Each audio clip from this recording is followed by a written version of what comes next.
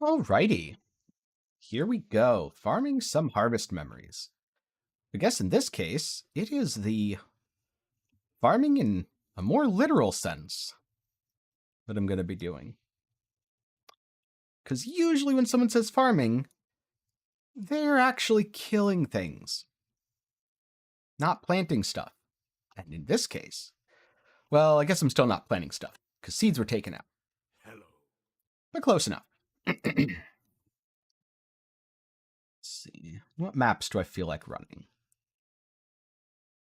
Yeah, let's go this way. It's going to probably... Oh yeah, that's a nice selection. Greeting.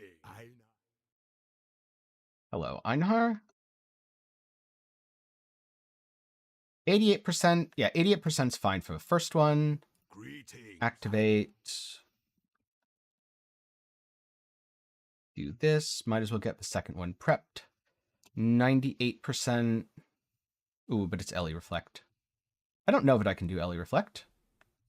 I'll do 92. I want to try to get a decent amount of quanta in these. Hey, thank you very much.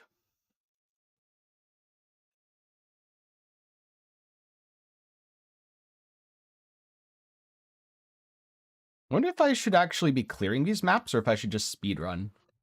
Probably just speedrun. We'll see, though. We'll see how long the first few take.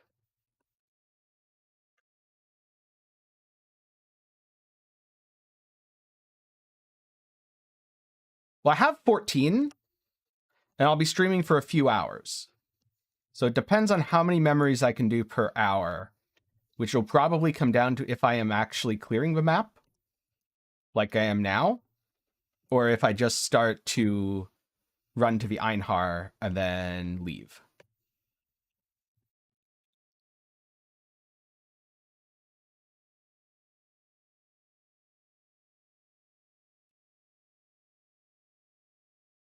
This way, exile. First one? Oh, you know what? Let's do something fun.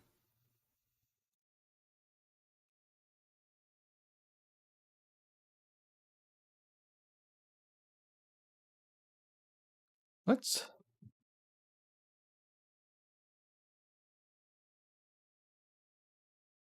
do this and shrink it down a little bit. How many bosses will result in an Oshabi? Because I don't know the answer to this. I've never really paid attention to the drop rate of the Oshabi thing.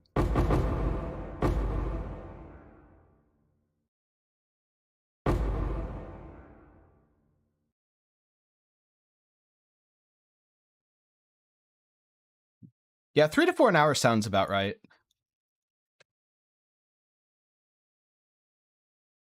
Wait, am I just missing this enemy? There we go.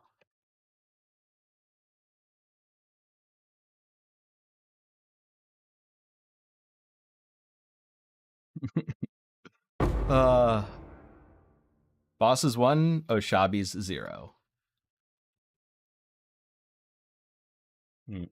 I was wondering why I had unreserved mana. Was missing an aura.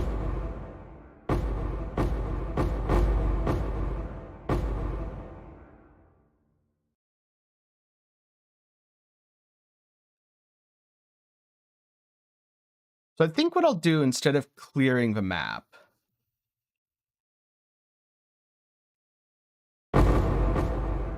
Yeah, usually I Giga Juice the last two, and I just aim for about 100% or a little bit less quant and like 20-ish% pack size.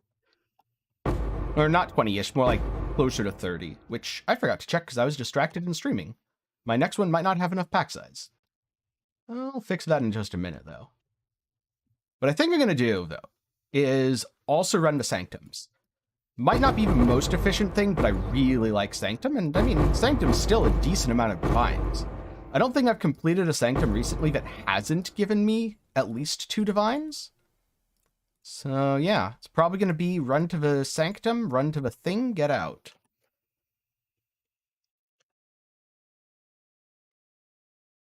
Yeah, pack size is greater than quant.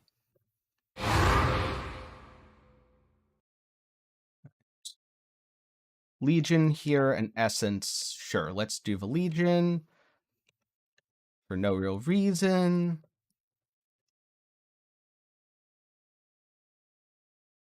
Oh wait, this doesn't even have my Atlas tree. Why am I doing the Legion? Never mind. How do I get so many life forces? Because these are Atlas memories. These are not the usual nodes. Where is the Sanctum in here? Did I pass it? I might have passed it. I wasn't paying very much attention.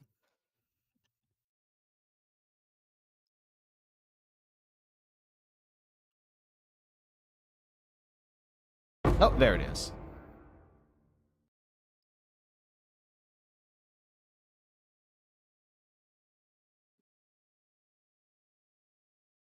And out we go. Okay, so Memory of a Sacred Grove, 26%. That's a bit low. 28. That's better. Yeah, I'll do 28 for this one. I'm going to put all this life force over here. No, this is not Death Zone.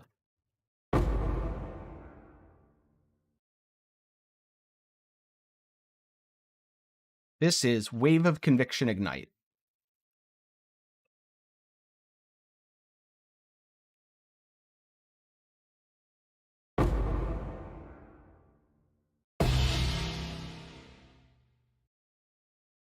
I haven't paid enough attention to where within maps the harvest spawns. I need to get that down. There we go. This way, exile. Put down the spawn. My only concern with volleying is there's a couple of mods that I can't run. And I'm worried that I will waste too much time or currency bricking maps with vol orbs right now. Actually, I guess I could respec worst case and fix that. Right? Can I? Yeah, I can't do Ellie Reflect, because even with 80% less damage, I kill myself instantly. You are required to run it from Einhar. Kill it, exile, quickly.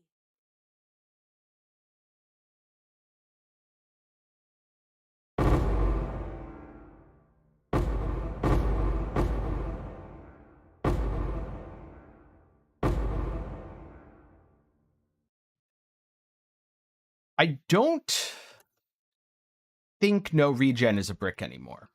It's annoying, but it's not a brick.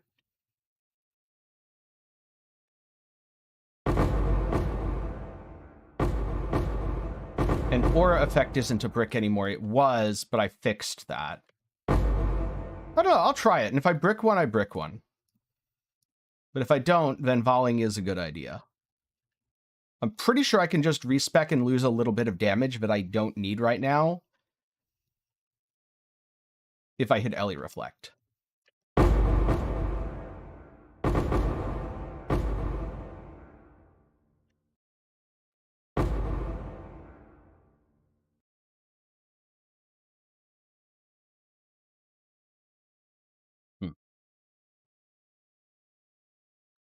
I'm not sure what swapping my Quicksilver Flask would do for no regen. Wait, I can just portal out in here.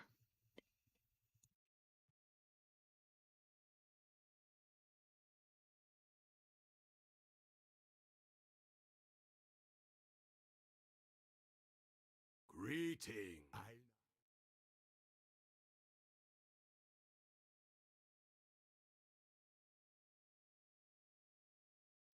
26, 22, 23, 32. There we go. That's a good one.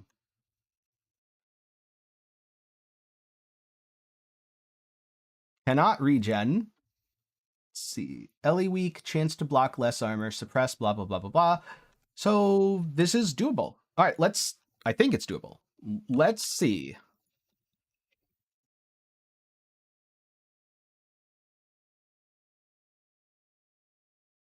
Oh, so the no regen was actually for my energy shield originally. Whoops. Buttons is hard. Originally, I needed energy shield regen to actually continue using my skills, but I reduced my cost a bit by swapping to empower. And now this only costs 83 mana, down from like 90.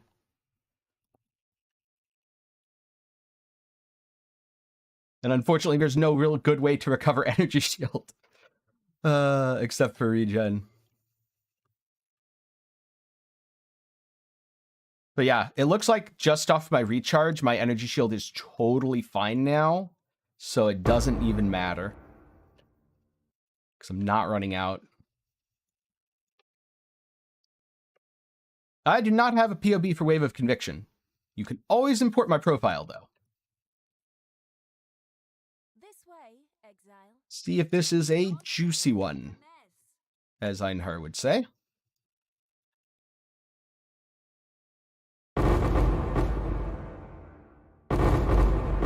How's it going, Snow? Oh, about 3 hours, Krendor, give or take a little bit.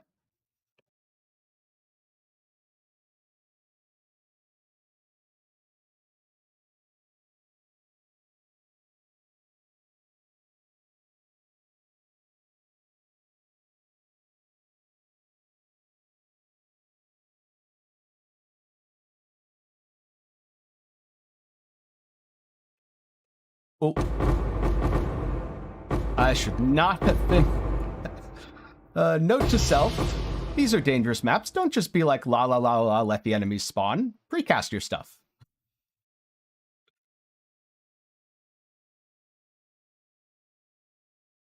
It's going good. Hopefully your lunch is also good. Wait, is that a scepter or is that a... Okay, it is a scepter.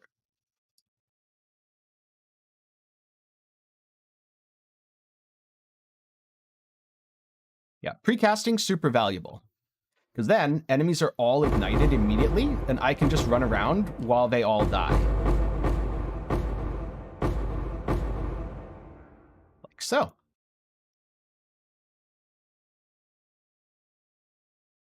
Yep. As it turns out, not attacking enemies is bad. Especially when you give them Giga Turbo. Look at how much they get. Not only are they super resistant to my damage, because I can't expose them, and I'm cursed with elemental weakness, which means I'm not res capped. Well, I might be res capped during the flask. I don't think so, though, because I don't think I have enough flask effect. Because that was I will fix this problem later.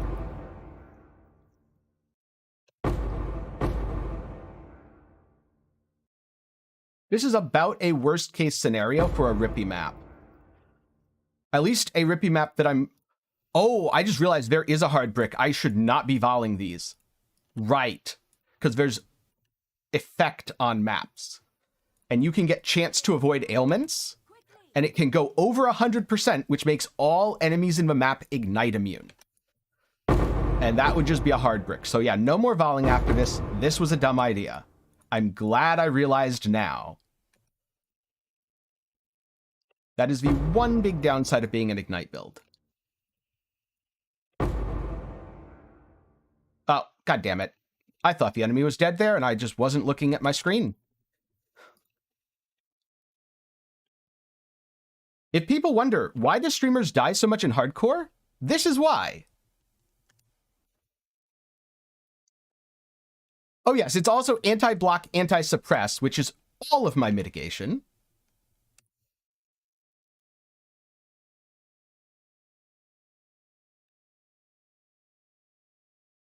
Yeah, I didn't know there was an enemy left. I thought there was just loot. And so I was like, oh, I'll just read some chat while looting.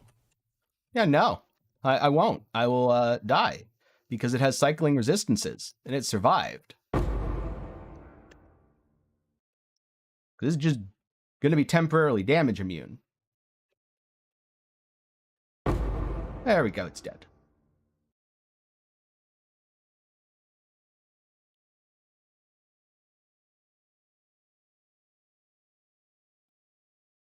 If I could do that, Krendor, I absolutely would. All right, last map. Greetings.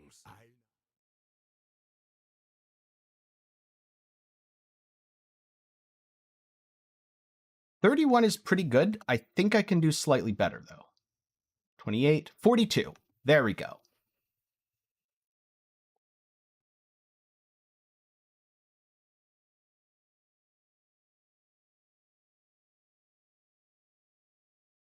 This anything good? Global crit multi. T2. Someone might buy that. Probably not, though. Hail, Godslayer.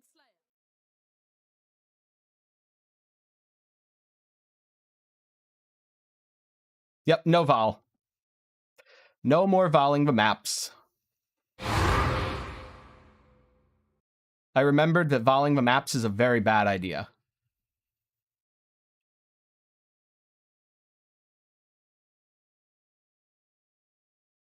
The expedition. You cannot modify memories with scarabs. You can't modify memories with anything at all. They are exactly what they are and nothing more and nothing less.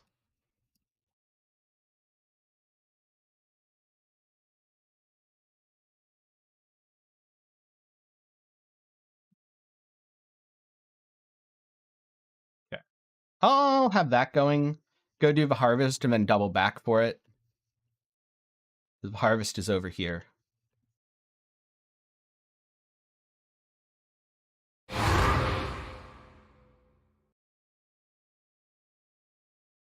This way, exile.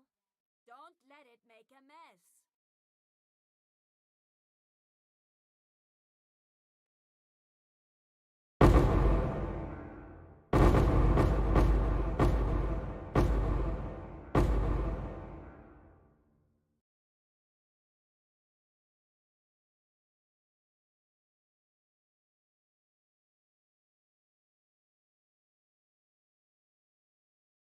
How's the profit so far? No idea. I started this stream like 10 minutes ago. Yeah, I really wish that Expedition would let you highlight your own mods, because Crit Immune and Ignite Immune are such big bricks for certain builds that aren't highlighted by default. Krendor, have you tried getting more life? Okay, stop running away, little bug. Okay, you stop running away and you stop running away.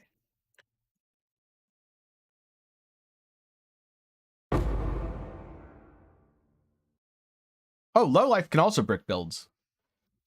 I just forget that because I'm so rarely playing low life builds these days.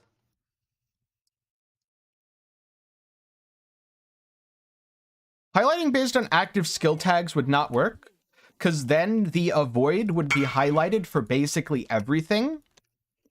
Because it's like, oh, it has a chance to avoid chill and freeze on your Omniscience Lightning Strike build that uses Secrets of Suffering.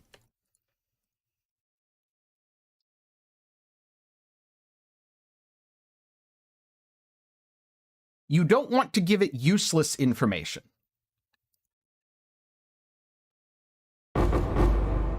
Which is why I really think custom highlights are the best way to do it.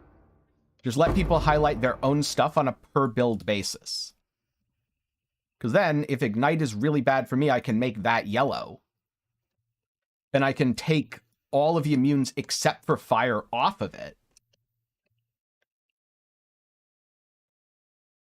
Alright. This thing will eventually die. It is an Ignite-resistant enemy, and so my Ignites have a super short duration.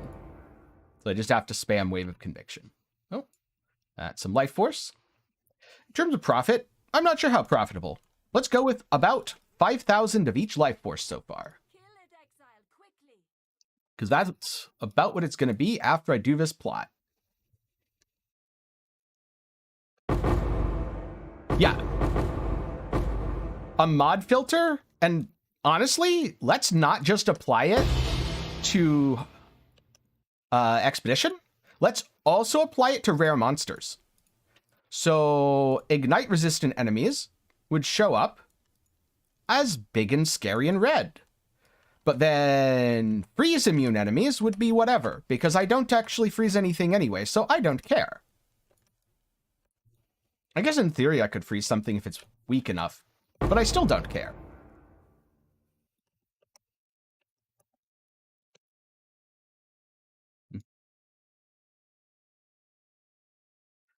It's always best for normal harvests to do the tier 3 and 4 seeds. And then whichever life force is the most expensive at any given time, which you'll just have to check the market for that.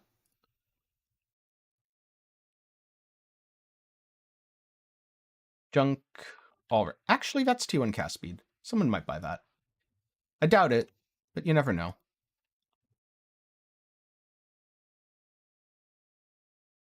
That is my first memory.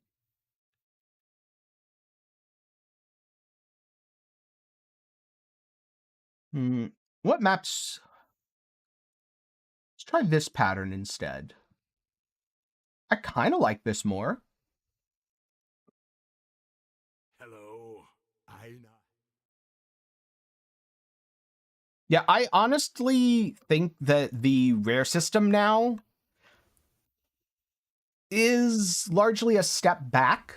It feels like it's where Arc Nemesis was at the start of 319, rather than where it was at the end of 319. This is a memory of Einhar with the Sacred Grove. I did a little bit of the Kirak Harbinger one. I didn't get anything particularly good from the first few I ran, but I haven't done enough testing. That could easily just be I didn't get very much from the first few, and not this is a bad idea. Ooh, stacked decks.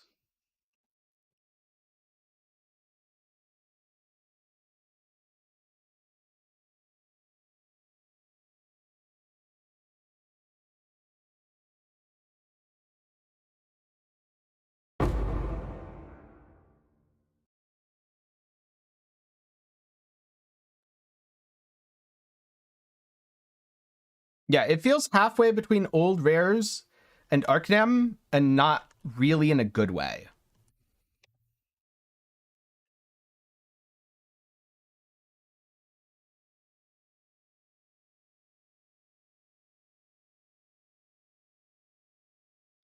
Also, it is so much harder to understand what a rare actually does than it was before. Because before, they were all keyworded and there was a list you could look up of the keywords. Clearly, Forbidden Woods is a really bad map for the Harvest Memories. I'm not going to start here again. Because I can't find the Harvest, which is counterproductive to going fast.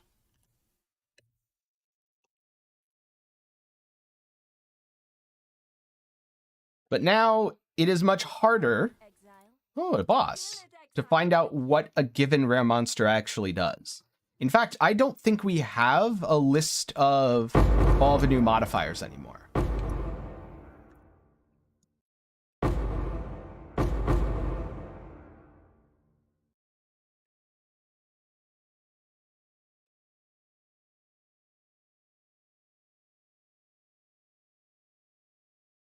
Yes, some of them are very, very tanky, and that's to make up for the fact that they only do one thing. Oh, there we go. Sacred Blossom. Oh yeah, these plots are juicy.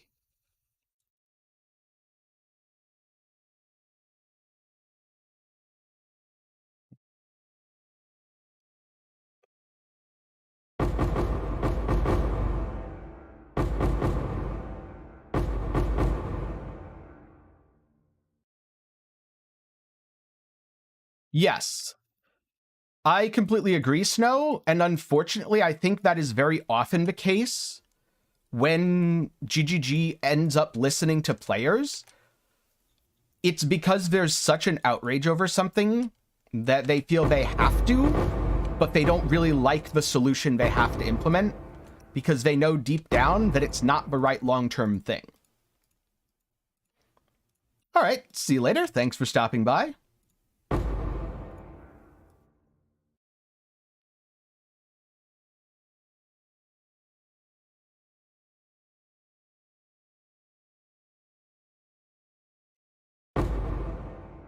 Because at the end of the day, Arcnem had a publicity image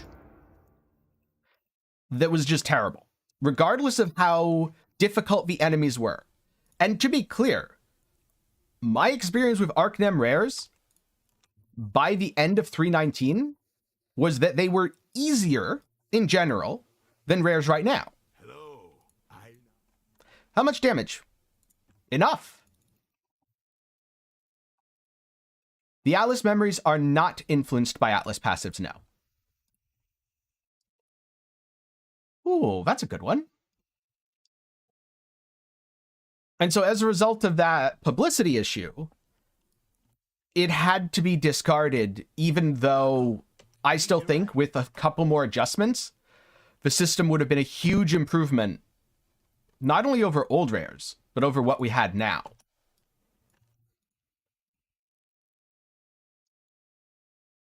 Why are they all immune to fire remnants? Could we not do all the immune to fire remnants? That would be quite appreciated, Tujin. Could have picked a better spot for this, buddy. Ancient treasure, eh? No.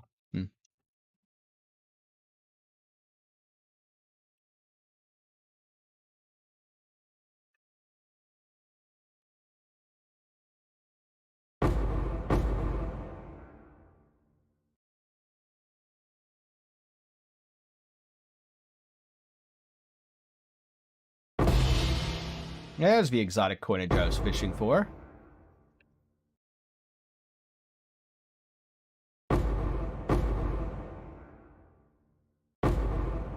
Not on my watch. Oh, Nico's Memory of Chasms.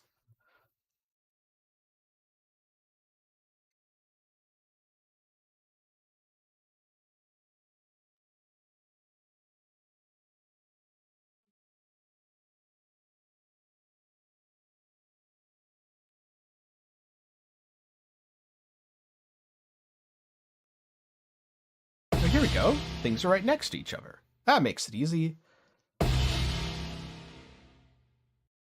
Oh, that's not super important.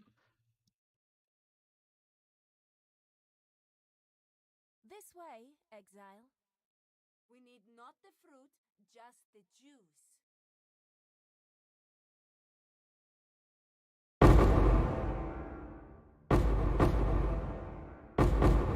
You have to be a little bit careful with the diving enemies, especially when they have turbo. They are spooky. Spooky, spooky enemies.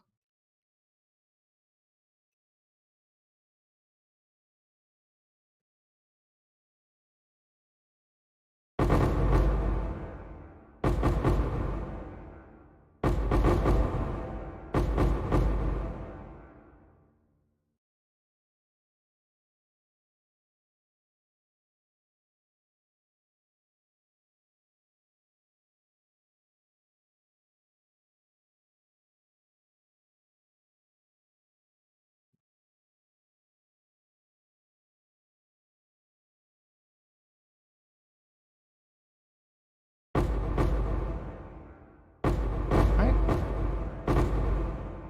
Oh, right. Life was locked at half. Always crits. Let's not always crit. Let's just burn. I don't know about you, but I prefer enemy burn to enemy crit. Which members are garbage? Good question. I have not looked into all of them enough to have an answer to that.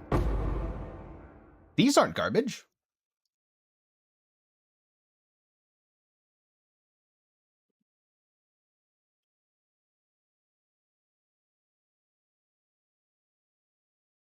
Greeting.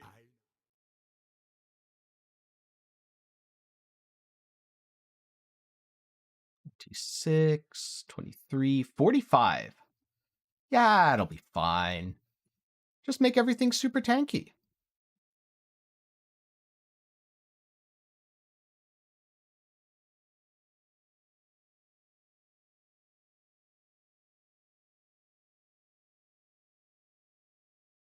This way, exile. Put down the spawn. I do wish ignite resistant enemies were just slightly rarer, though.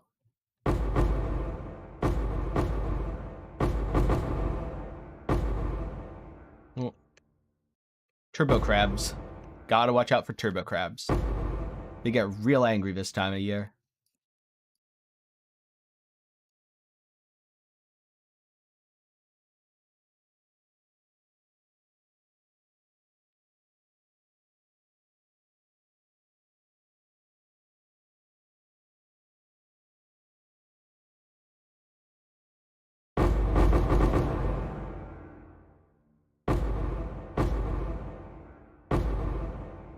And that's the end of those turbo crabs.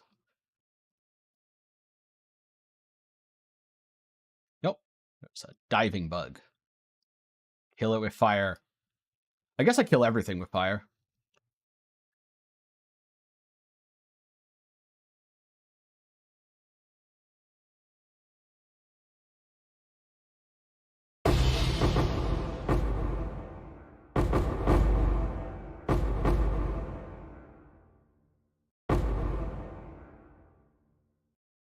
For not being able to expose enemies, I'm still killing stuff really quickly.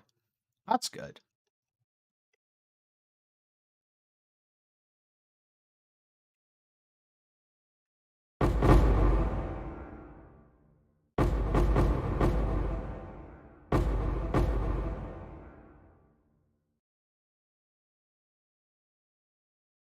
Though I also think I missed ignite-resistant enemies there.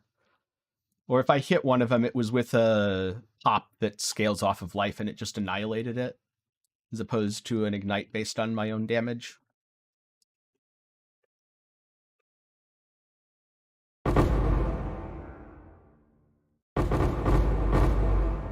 I'm not sure, because you can get fracturing shards now.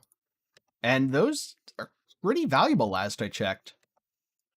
Plus, ancient orbs and nullment orbs, maybe not super valuable, but they definitely have some value. So I'm not entirely sure it's that bad. All right, now I just want to go and do my sanctum. Where's my sanctum?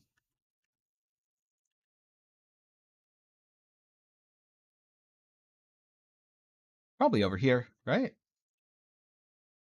Yep, it's over here. In we go. Okay, I don't like any of these early choices, so I'm just gonna cheat, quote unquote. And by cheat, I mean do this really sloppily and then just leave ASAP. Well, there's another guard somewhere.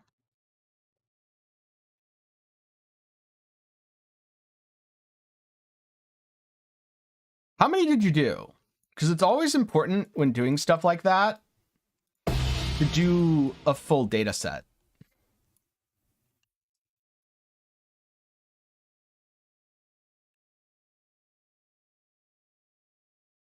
Yep, reset sanctum.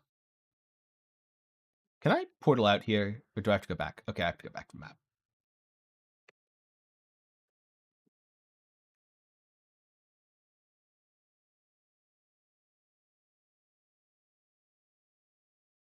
Because a lot of people are farming Legion and not a lot of people are farming bosses.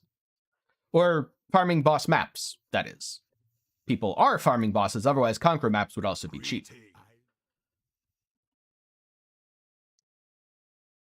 Okay, 31% pack size, Ellie Reflect, no. 33% Beyond? Yeah. It's not ideal, but it's decent. These are the Harvest Atlas memories.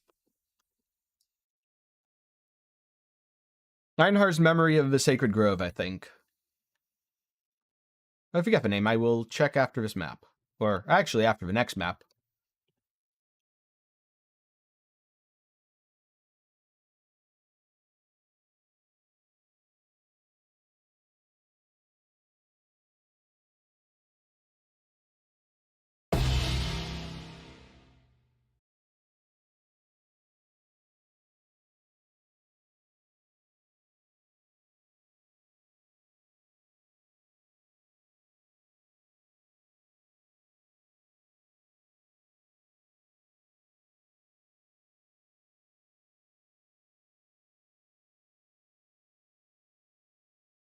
Right, select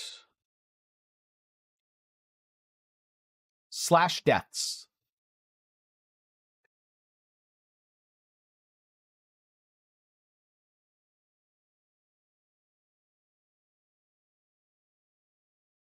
This way, exile. Don't let it make a mess.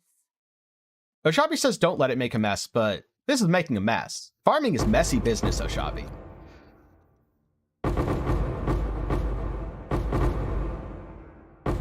I probably shouldn't stand in those because I don't remember if this is an anti-suppress map.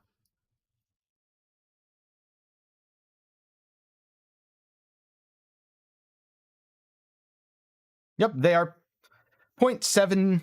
Actually, they're more than 0.7. Last I checked, they were more like 0.8, 0.9. They are quite expensive because you get so much life force from them.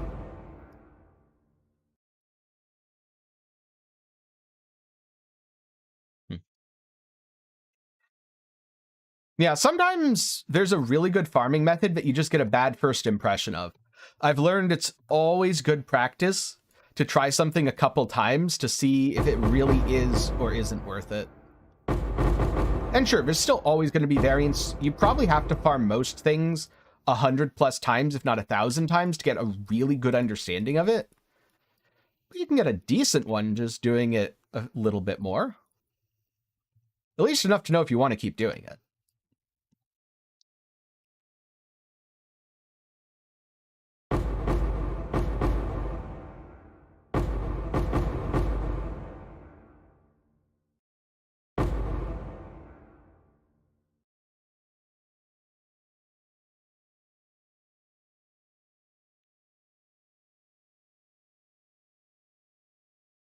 Oh, I get that, Snow. I'm guessing you can't take a nap on the job, especially during the busiest time of year. Is there still an enemy? No, there was not still an enemy. Stupid things on the ground.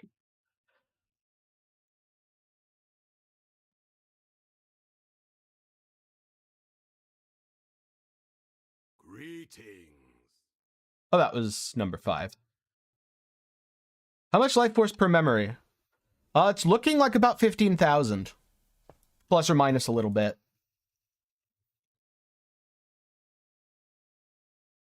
That wasn't too bad, but what really good maps could I don't want to start on...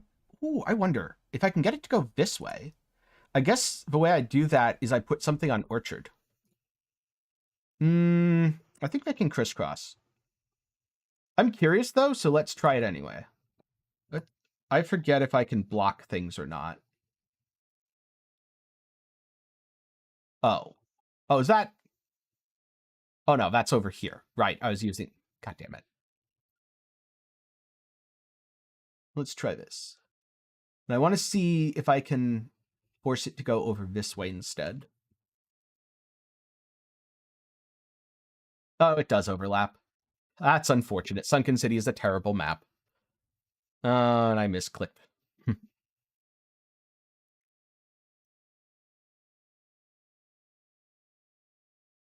Gonna pull more chaos out and pull more chisels out. Hello.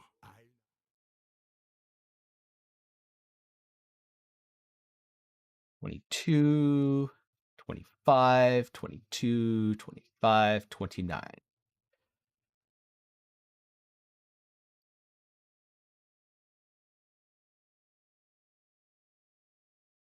You know, I should have read the mods because I didn't actually read the mods there.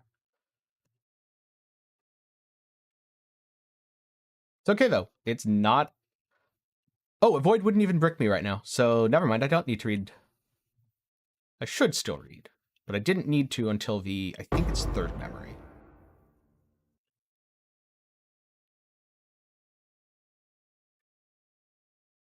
Clearly, I went the wrong way. This way, exile. Put down the spawn. Well, I've done 2 full memories now.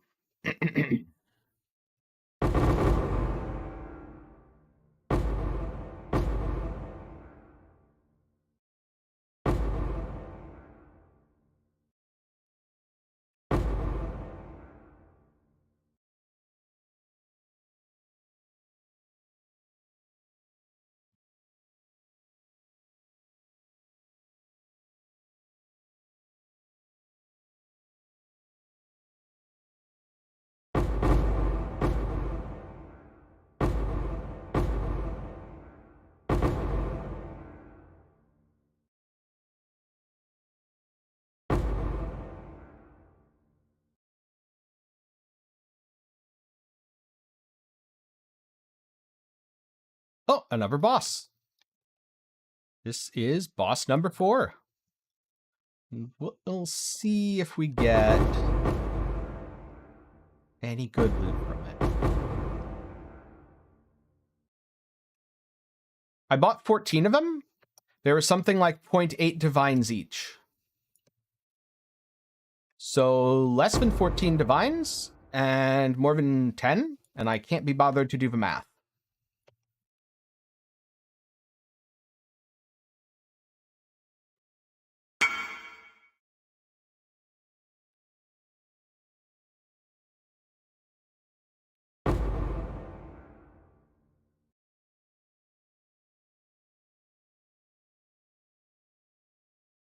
Boss is 4.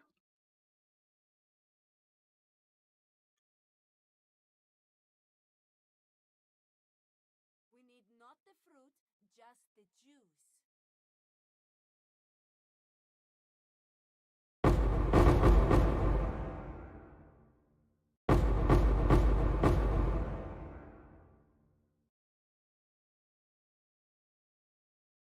And now we go find the sanctum. Oh, nice little lag spike from the syndicate loading in. Scoundrel. Slink back to the seas, brine rot. I wonder. Oh, that's a misery. You cheated. All right, Must have. you guys just go away. All right, it released. I don't care anymore.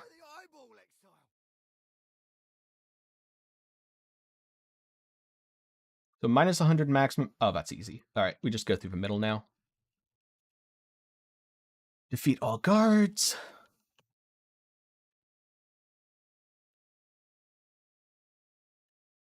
It's 2.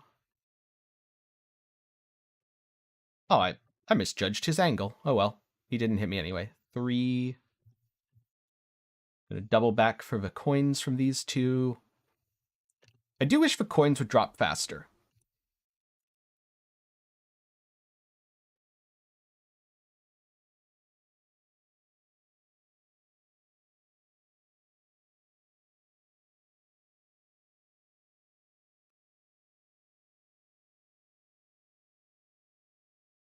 Gonna get out of here before it damages me. Can I be tempted? Well, these aren't very tempting, but sure. Next up. I'm not really worried about making currency yet. This kind of locks off my mobility. Fountain here. Treasure here. Oh, that's annoying. Well, I'm going to go through the minus 100 max resolve first. Find the exit.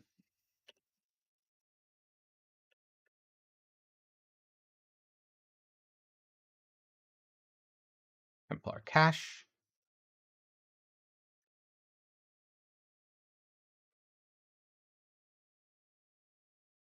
There's an archer up there.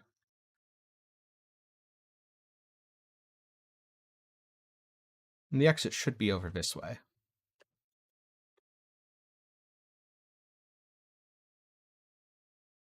There it is.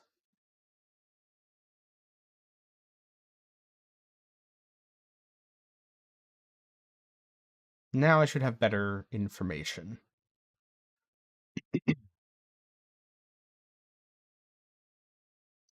I might as well go this way here. No point in going to the fountain when I haven't lost resolve yet. I say, and then I'll probably lose a ton in this room just because I said I haven't lost any yet. The game will punish me with bad enemy combos.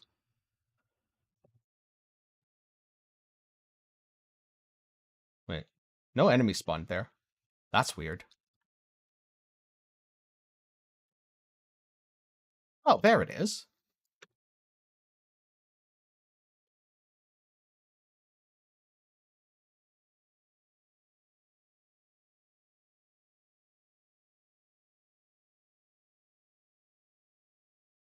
Where is the other guy? Oh, there he is. No, you go away. Perfect. Room complete.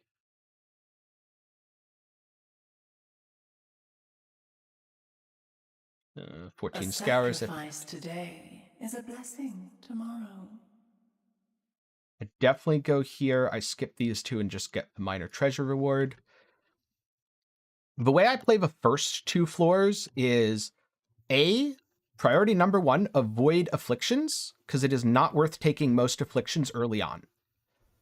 B, focus on getting Aureus coins.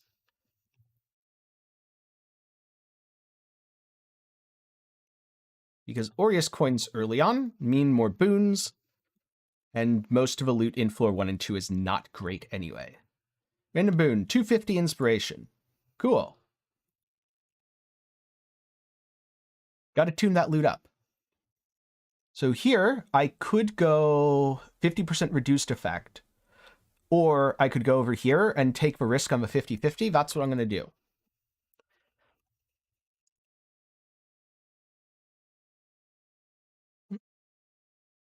Defeat all the guards. Is there a guard over here? No, there's just a bunch of nobodies.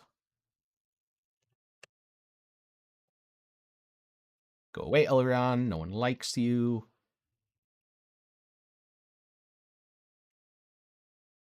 That worked out.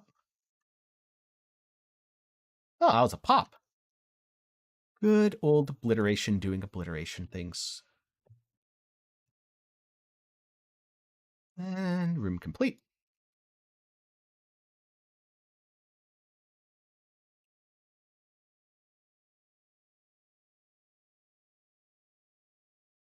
So 50% less coins found. Volatile anomaly on death.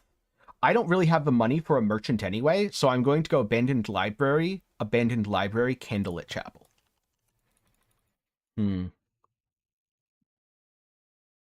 That's always a tough one, Snow. What is your budget for re-rolling?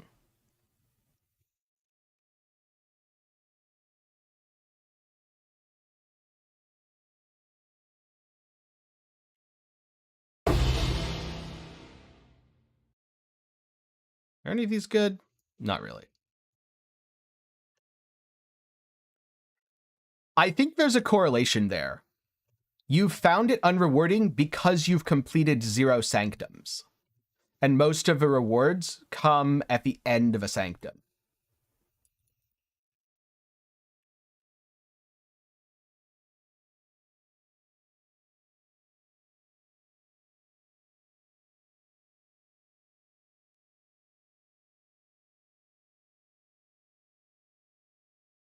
Find the exit.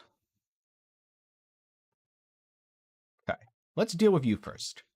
You're going to spawn a bunch of anomalies.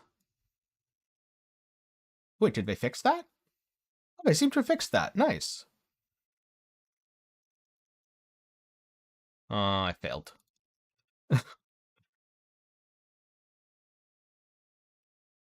Oh, I got hit. That was my first time getting hit.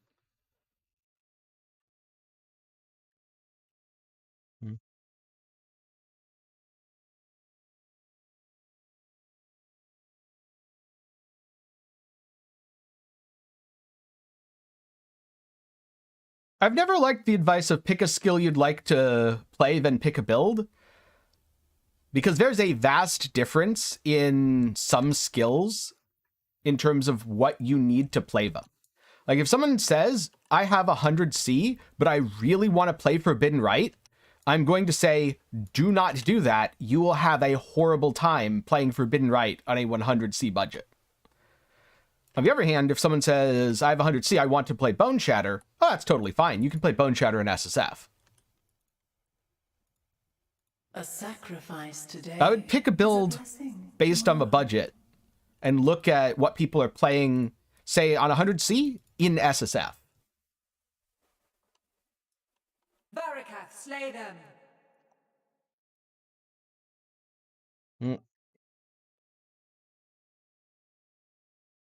That is Wave of Conviction. Offer 14C at the end. Today 10C right now. Oh no, 10C next floor. And I get my 10C 10 Scour. Now, Sanctum Vaults. I'm not going to do this floor yet. I'm just going to look. All right, Deceptive Mirror, real bad. Poisoned Water, kind of bad. Unhallowed Ring, not good, but workable.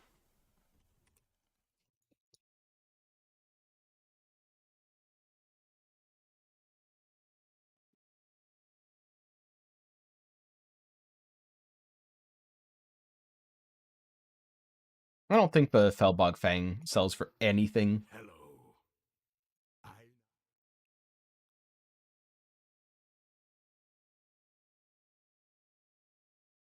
22, 27. 27 is good enough, especially since this is memory 2 out of 4.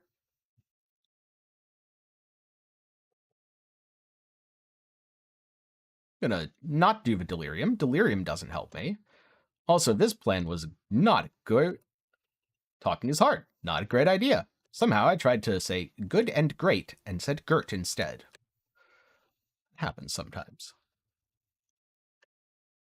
Yeah, for 100 chaos, I would look at week 1 solo self-found, because 100 chaos is about half a divine, which is about what you'd have in SSF in terms of total value, but might not translate into, say, having a good time on a build where 2 divines is advised.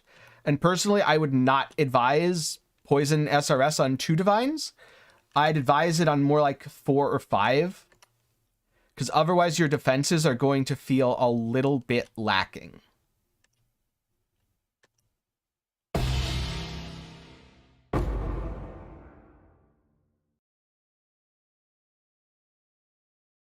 Did I find the boss? All right, yeah, I'll kill the boss quickly.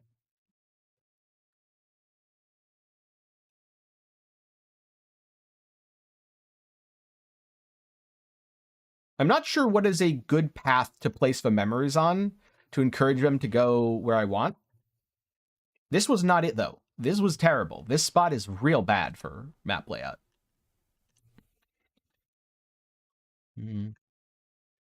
I think 20-ish will cover Tornado Shot if you're willing to craft some of your own gear and if you're willing to look around at prices.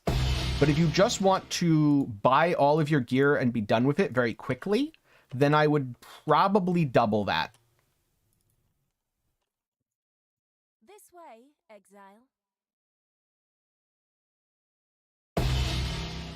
21% cast speed, that's too low.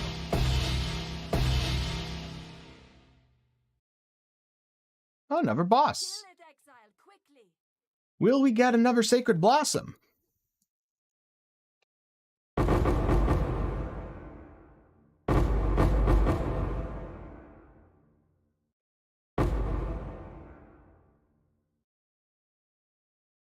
Well, that's the big slam. I shouldn't stand into that. Yeah, 15 to 20 should be really, really comfortable on that build.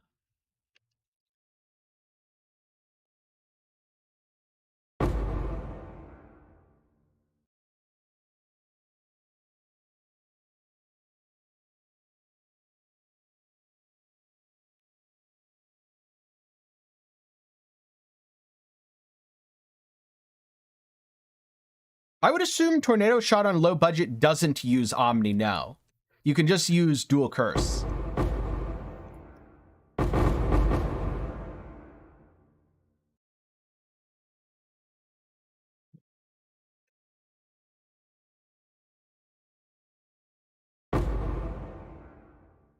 Yeah, I'm excited for Season 2 as well.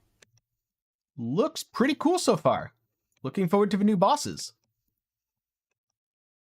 Oh, ow. Standing and stuff bad.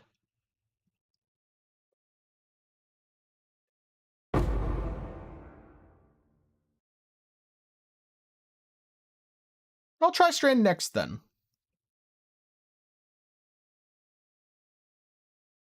That was another boss. As for how do you get them, they're a rare spawn that is made significantly more common by doing the memory.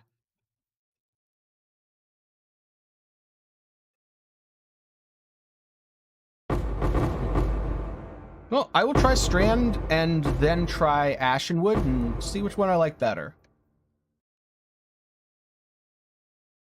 Foundry isn't the worst. Kill it, exile. Quickly. Harvest Memory, a little bit under a Divine. At least last I checked. Who knows what it's going to be tomorrow, though.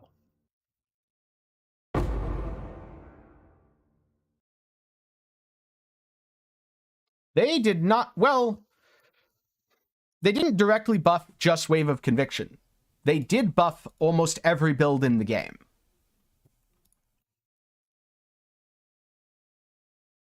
Oh no. I'm out of scrolls. Oh no. Alright, it's fine. I fixed the problem. 8% increased damage. I mean, I guess that's almost usable. Yay, careful planning. I don't think that's worth anything. Life regeneration rate. Might be worth something, actually. Cold res. That one's definitely not worth it. Greetings. Foundry boss doesn't matter. I'm skipping the bosses anyway.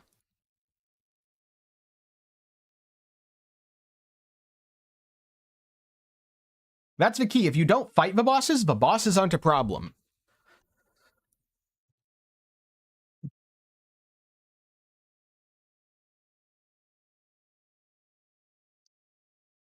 I do not have a rough estimate of what the rate should be. That's why I'm keeping track of it as I do these memories.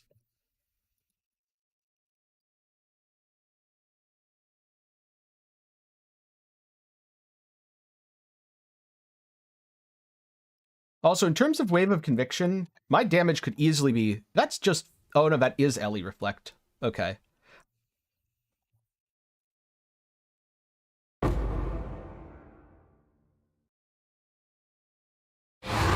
Alright.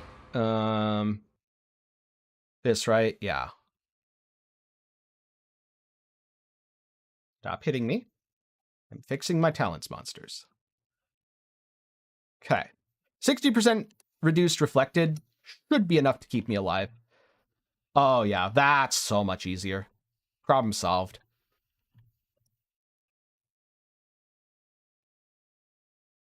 I should have just read my map, but I'm kind of just looking for avoid ailments and not looking for reflect right now because I knew reflect was a fixable problem. And as it turns out, reflect is a fixable problem.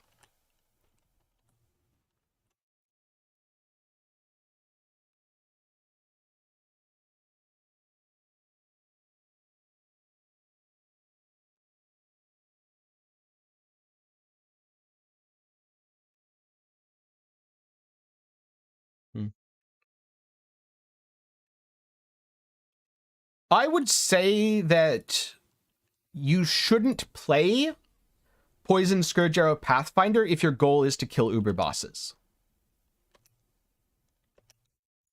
Tio, I have no idea what totem build you are comparing it to. I cannot answer that question. That's kind of like saying, what's better, fruit or vegetables? Or I guess it's more like, what's better, apple or vegetables? And, okay, yeah. Never mind. Maybe I can't deal with Reflect even with a 60% reduced, because that was brutal. Though maybe the enemies just hit me. GLA, I suggest looking up my video on Atlas memories.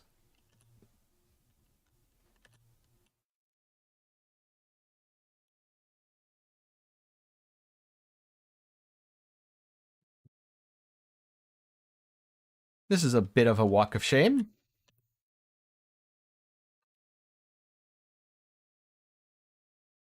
Let's get some flasks going for the shame. Be a little more careful. See if that was my damage or if that was because I wasn't really paying attention and stood in enemies. Just gonna put this here because I suspect there's a decent chance I'll die again.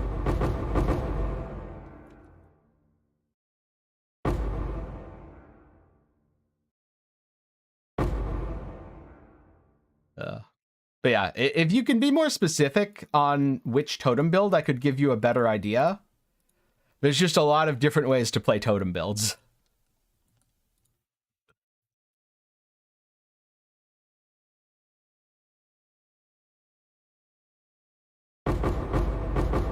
Oh yeah, it was definitely me.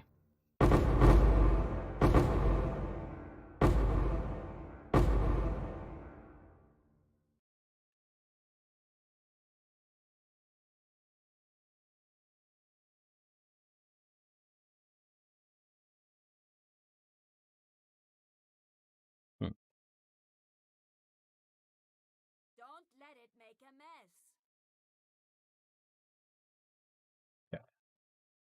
The reason I'm standing over here is because my Ignite Prolif won't actually deal damage to me. It's only hitting enemies directly that deals damage to me. Oh, that was bad. Let's deal with this thing first. And now let's deal with the boss. Oh, Wave of Conviction Totems. I'm not sure how that would work. I don't remember if you can actually play Wave of Conviction on totems. But that doesn't sound like a very good idea to me, so I would say this build instead.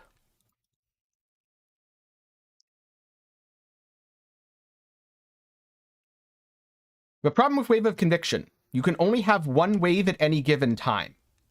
So if I cast it like this, it spreads out nicely. But if I cast multiple times, you'll notice that it keeps getting replaced. If that happens with your totems, I don't know if that means they won't deal damage. Yes, this is an Ellie Reflect map.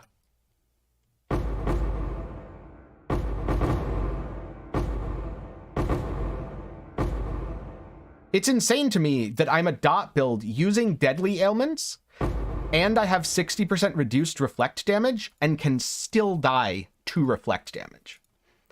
It shows how insane the difference is between player defensive scaling and player damage scaling. Kill it, Exile. Quickly.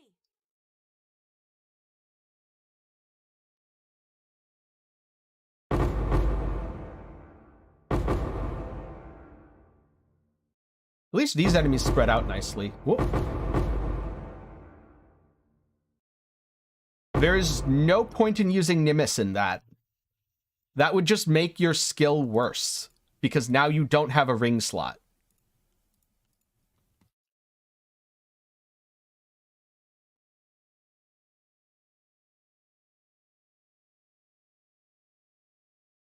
Yeah, my Pantheon is handling more dangerous things, though. So I'm just using the mastery. And this is the map that I didn't want to hit. Okay. 30% isn't too bad. I'd like a little better, though. 38. There we go. Also, I'm going to switch back to my old passive for more damage.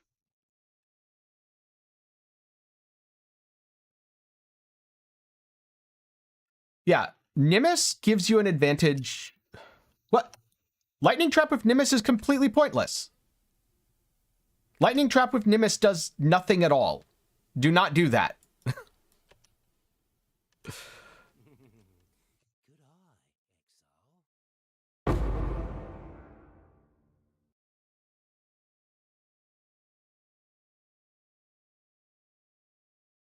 Pretty little rocks, just for me.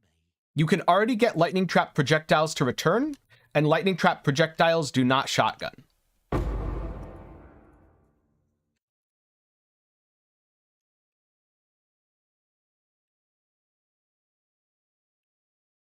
So if a trap fires 10 projectiles and 1 returns, you will already get the full effect of return without the Nimbus ring.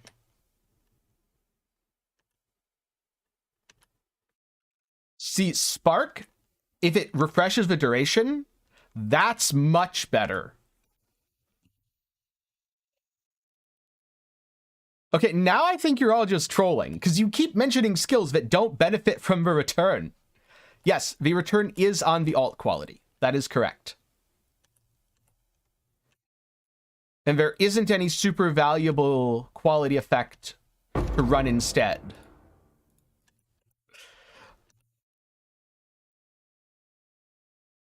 It does not refresh your duration. Okay, so it is not insane for Spark.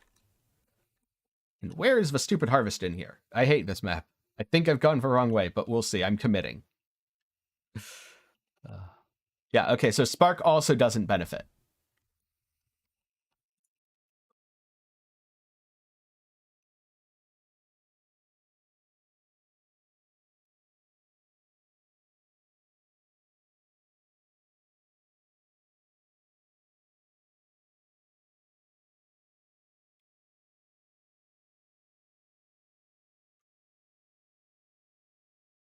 I guess the harvest is over here, in the one area I haven't explored.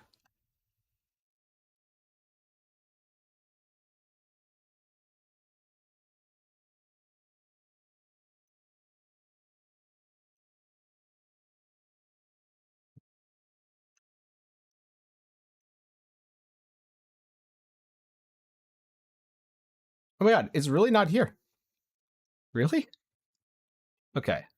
Character selection, let's go back to the beginning of a map and look again.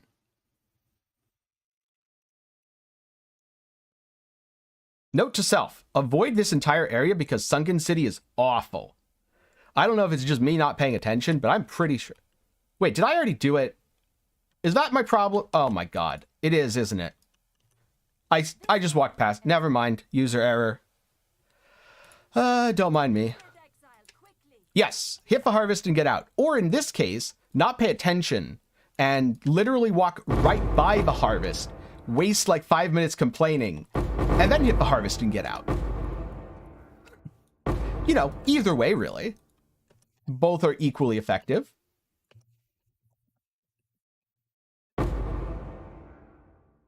Her slam hurts, by the way. Just saying.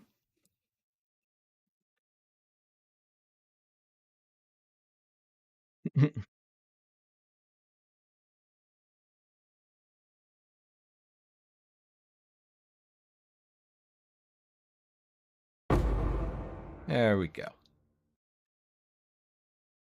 It's always the first place you look. Mm.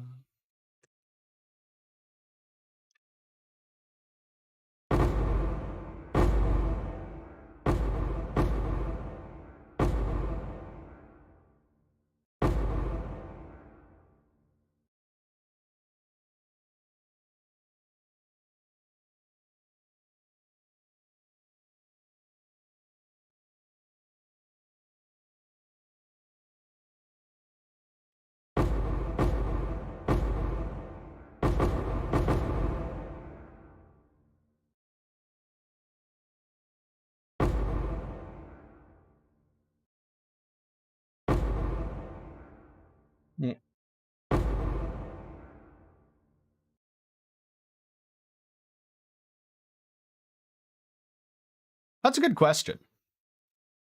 I have not decided yet if I'm going to do them or sell them. Also, I know I didn't tick that up earlier, so let me tick that up. It's 8 and it's about to be 9.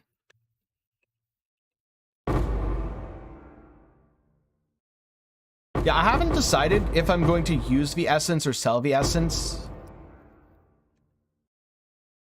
Right now, it's just been, hey, is this a good thing to farm?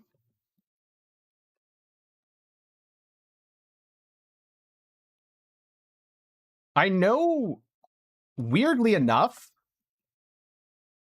for a while last league, it was more efficient to sell some of the essence than use it because so many people were card gambling that it was actually unprofitable to craft with, I think it was yellow.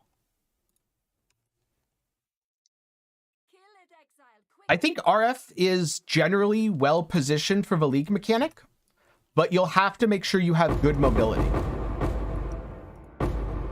Because you can always throw out Fire Trap if you don't want to be in melee range of an enemy. And if you do want to be in melee range of an enemy, you just stand next to them and burn them. Whether or not it's better to play it on Jug or Inquisitor, that's the interesting one. Because I think there's a pretty strong argument to be made either way there.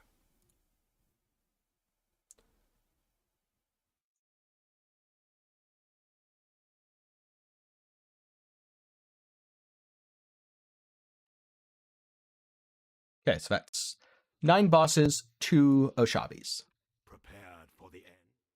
That was number 4. All right. So Forbidden Wood.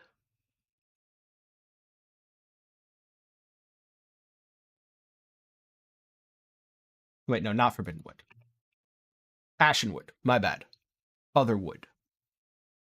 Okay, Ashen Wood's here, and it would come across this way. Or Strand is here. You know what? Let's try Strand. Oh, I didn't take a... Whoops.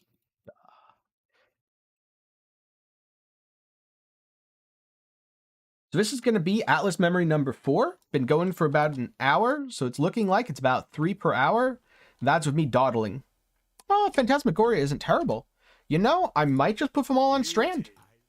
I do not hate that placement so far.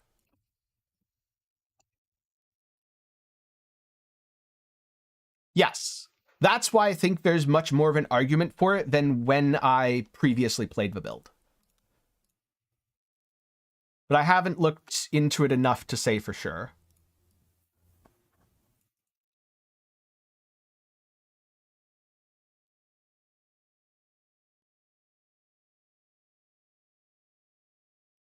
I also don't know how expensive the jewel is. Because there's an argument to be made that if the jewel is, let's just say, 20, 30 divines, most people would be better off playing the Inquisitor version than the Jug version. And you should only play the Jug version if you could afford the jewel. Again, I don't know what it's worth right now, and I don't quite know the exact pros and cons. I would imagine that Pox has a very detailed pros and cons between Jug and Inquiz. I can only imagine he's done that by now. This way, exile. Don't let it. What's better against what?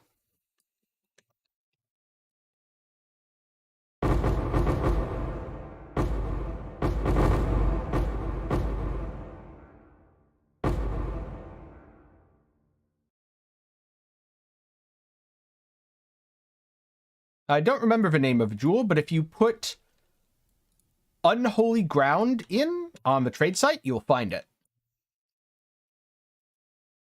There's an Unholy Ground or Desecrated Ground or something like that. The Consecrated Desecrated Ground jewel. I have a video talking about the new uniques that were leaked that also has the name. I just don't remember it off the top of my head. No, I do not mean melding.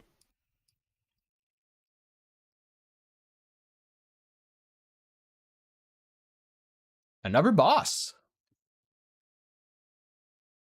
That is 10 bosses in 13 maps for anyone keeping track at home.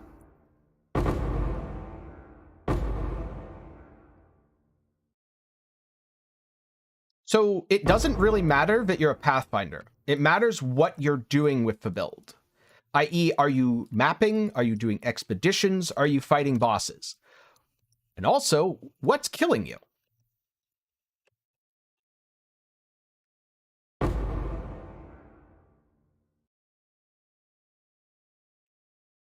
If your flasks are up 99% of the time, it sounds like you need to improve your flask uptime.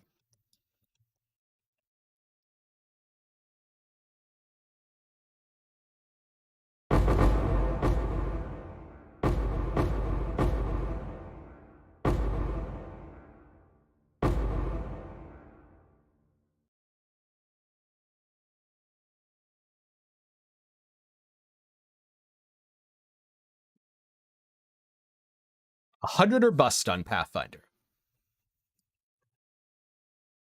Hello?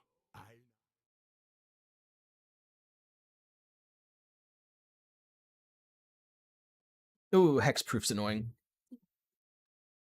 It's, ooh, 34. That's a really good one. Yes, please. Watch, I'm randomly going to get an apothecary in here. Even though I'm not trying to kill stuff.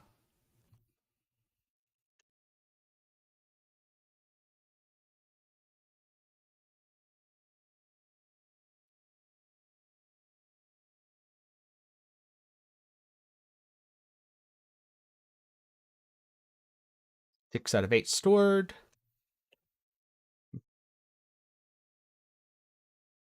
So for general mapping, I would suggest evasion over armor. For expedition, I would suggest armor over evasion, because it's quite likely that you're going to be encountering both enemies overwhelm physical damage reduction, and also enemies hits can't be evaded. If you're using armor and evasion, you generally lose defensive power either way. If you are only using armor, you can click the enemy's hits can't be evaded without worrying about it. Exile. Kill it, exile, quickly. So I would say if mapping is your priority, armor and evasion don't get the skin of the lords. If expedition and especially logbooks are your priority, do get the skin of the lords, convert it all to armor, and just avoid giving enemies 100% overwhelm.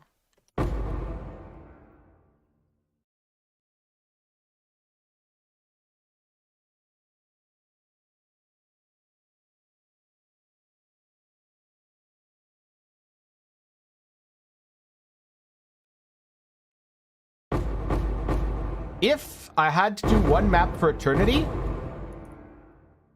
uninstalling PoE.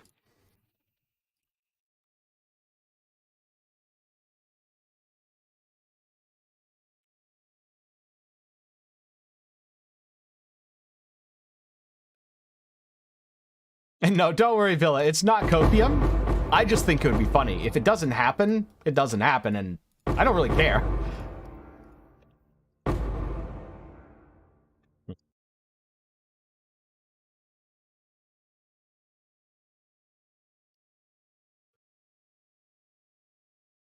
need not the fruit, just the juice.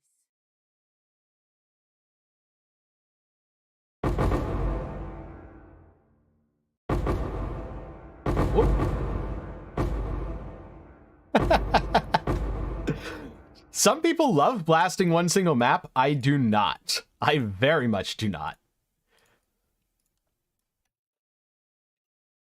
Which is why I've always firmly been of the mind that it is totally fine if GGG supports letting people blast one map over and over, but please do not force that to be the only way to play.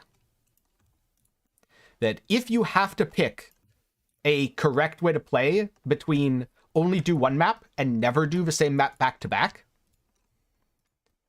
make it be the same map back to back, but also probably just let people do both and pick whichever they enjoy more.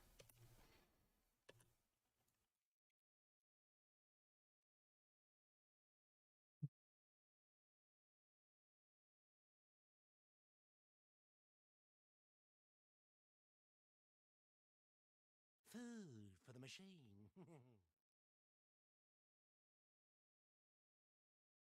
Oh, I was bleeding. I wasn't even looking at my screen there. Whoops.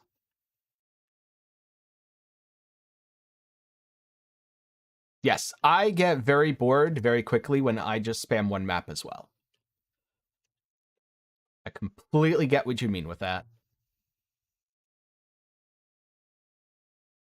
Yeah, going between 2, 3, or 4, that's definitely the way to go. What's my favorite map? Here's a problem. I tend to run my favorite map quite a bit, and it stops being my favorite. Right now, my favorite map would be Dunes, but there's a good chance that by 321, Dunes will no longer be my favorite map, because I'll have done it too much. Is there any way you lose money? I don't think so. I guess if your build can't handle it, and you brick too many of them, that's how you'd lose money doing this.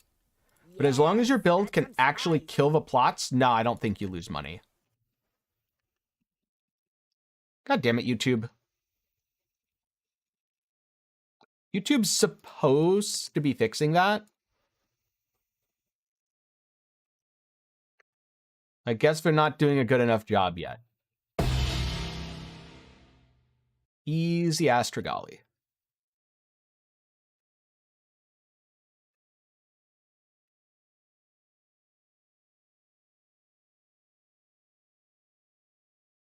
Not a chance.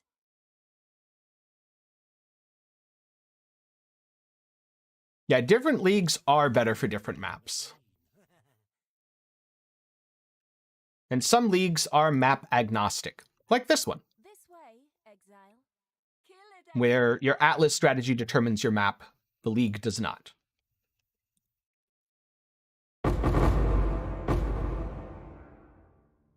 I haven't decided if I'm going to sell or craft.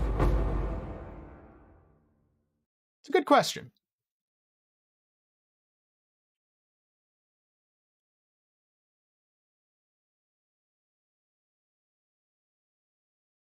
Probably a mix of both, to be honest. I'm probably going to craft with 1 or 2 of the colors and sell a color that just isn't going to make me what I'm looking for right now. Because what I usually do in terms of sell versus craft is I look at, could I just buy bulk essences and make the same kinds of items, but cheaper? I.e., if I want to make myself a Stygian upgrade, the answer is probably yes. I could just sell all of whatever essence is Reforged Chaos, or sell whatever life force is Reforged Chaos, buy bulk Envy essences, and make a better Stygian. But on the other hand, if I was doing a better ring, then I don't think I could. So I'd make the better ring with Harvest, and I wouldn't sell the life force in that case. I just have to kind of assess with where my gear's at, what I'm looking for right now. And I'll do that after I finished all 14 of these. Well, that's a boss.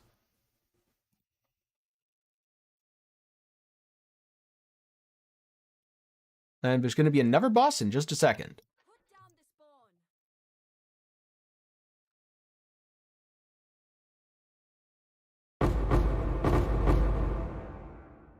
spawn. Yes, Harvest Life Force is also volatile, so unless you're going to use it right away, the answer is always sell. Well, unless the price is bad. But if the price is good, the answer is sell, because you will very likely be able to purchase more if you're a little patient by the time you actually want to craft.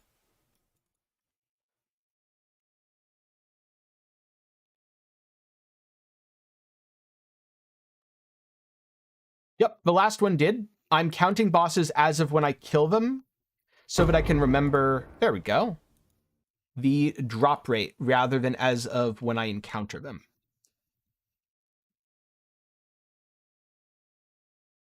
So there we go. We're up to 12 and 2, which means it's looking like a 1-in-6 ratio with a sample size of way too small to actually tell. Everyone's favorite, I think.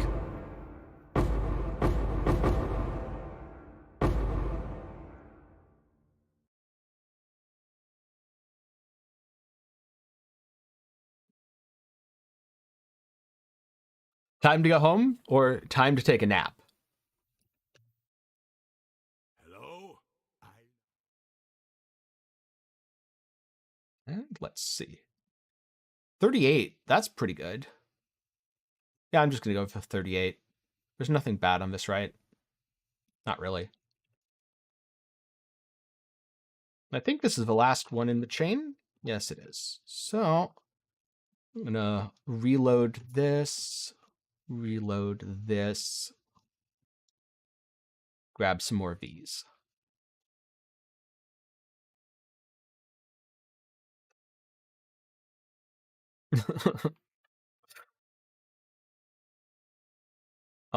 It didn't go and turn into a corroded essence.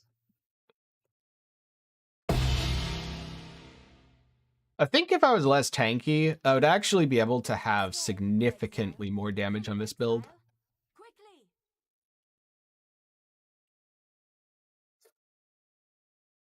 Well, hopefully doing the work today means less work tomorrow, although given the time of year, I'm guessing that is not the case. It's more work today, more work tomorrow, work, work, work.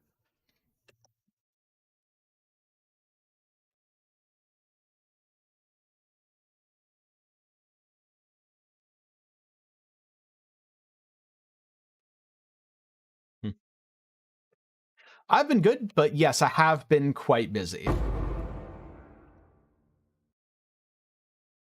So that's another boss.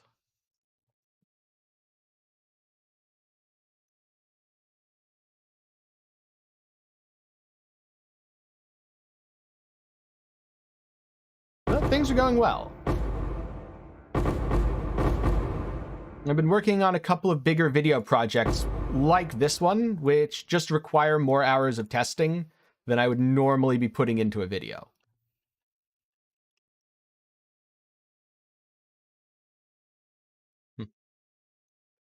Part of a reason that Essence is so profitable is because it's not on the map device. Interesting how that works.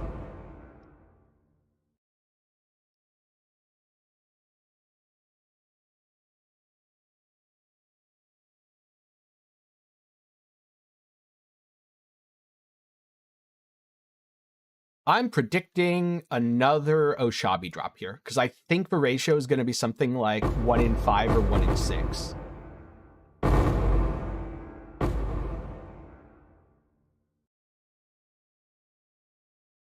Oh, convergence is up, so that's just going to melt.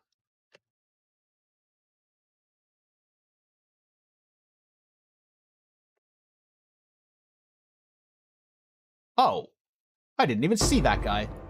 That's unfortunate. This is the danger of these super, super rippy harvest maps. Sometimes you just die. It's my own fault for not being crit immune, though. I should definitely be crit immune. I just didn't see if there was a devourer, and I just stood there. Whoops.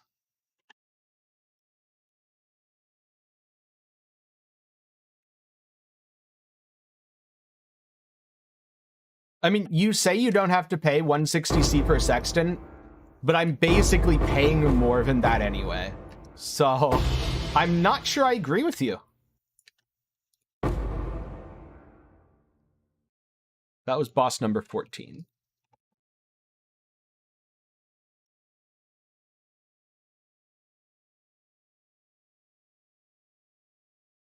I wouldn't say that Expedition really has the you have to spend your EXP penalty.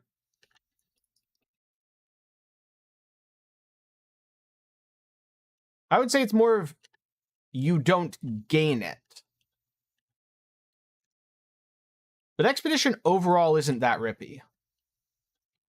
Normal Harvest also isn't that rippy. I just have a ton of modifier effect.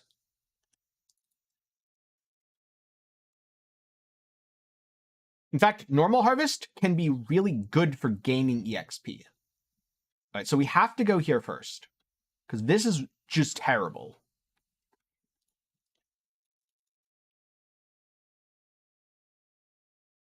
Forbidden Vault, defeat all the guards. Hi, guard. Hello, guard. Goodbye, guard.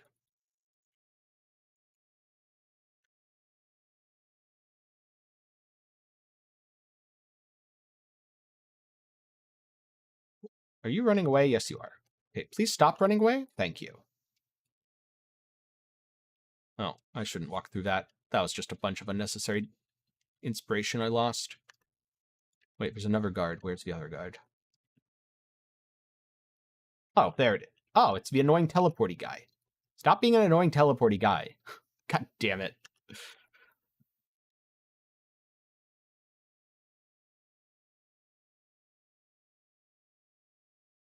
Yep.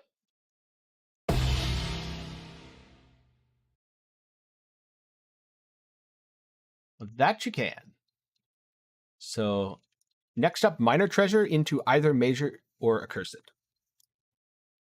I am not using the duplication sextants because you can't use sextants if you are not on your own atlas.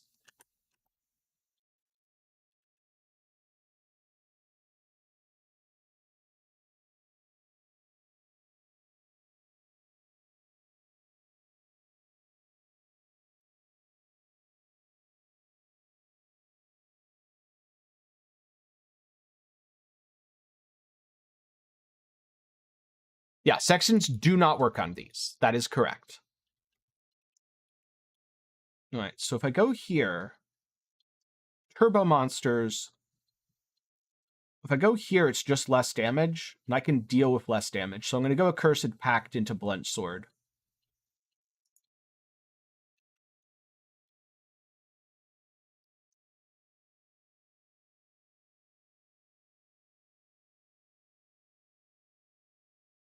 That was a little bit closer than I would have liked.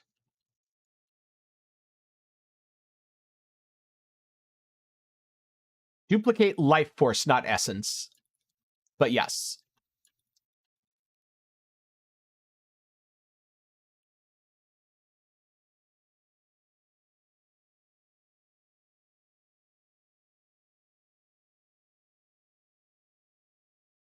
I'm going to be slightly sad if this is in fact not the correct way. Oh, it was the correct way. Perfect. Curse Pact. Lose a minor random affliction, lose a minor boon. Gain scrying crystal, gain minor. Lose 50% max. You stare Let's do into it. the abyss, and the abyss stares Yes, back. all-seeing eye. A sacrifice today is a blessing tomorrow. All right, so now I can look. I probably want to hit the fountain there. Traps impacting isn't too bad. Merchant is also quite good at this point. Turbo Monsters is annoying. Turbo Monsters is very annoying, but I've dealt with worse. Oh, wait, I can just do... Never mind. I can just do this, and then hopefully I get the deal more damage from the Merchant. Yes, boss fight. That definitely hit me. It's okay, though. It'll be fine. Perfect. I get coins, and I get max resolve, so now that 50% max penalty that I took is basically gone. Easy. My curses right now aren't too bad. It's really just the merchant price one that's not super thrilling.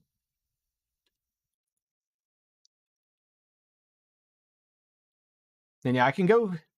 I think I'll just go through the Accursed Pact. Because Accursed Pacts aren't that bad. And a lot of the time, they're actually quite helpful. For things like, give up half of your maximum resolve, gain a buff, and then gain all your max resolve back. That's one mistake that I think people make. They assume Accursed Pacts aren't worth it or are all downside when they are in fact significant upside. And in most cases, the downside is minimal. I say in most cases because you can select, a random boon downside and just get completely screwed over, depending on where in your run you are. And you can also select a random downside and effectively have no downside. Greetings. Okay. Gain inspiration at the start of each floor. Monsters impact reduced resolve. Additional room, guards take increased damage. Ooh, that's a very interesting tome relic. So to start with Wooden Effigy, I'm definitely buying that first.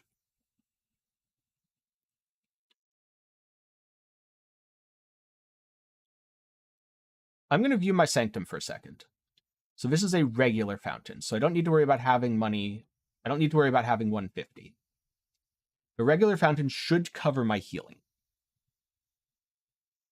Next 2 rooms. I don't know that I trust myself with that. This doesn't... As cool as these are these actually better than what I've got equipped? I wish I could see individual relics. I don't think it's better than what I have equipped. So I'm just going to save my money for later. I'll see you again. My loot filter is a very strict custom loot filter that I made. And it is not one that I would advise most people use. Because depending on what I'm doing, things will randomly get turned on and off in it.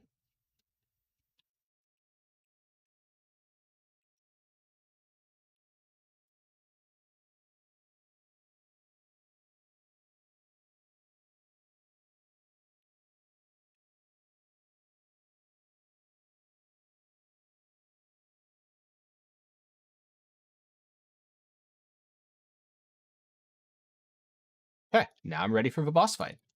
Well, I'm ready for the pact for the boss fight. Yeah, I would also suggest Balor Mage's loot filter. The only reason that I don't use his is I don't like his color choices.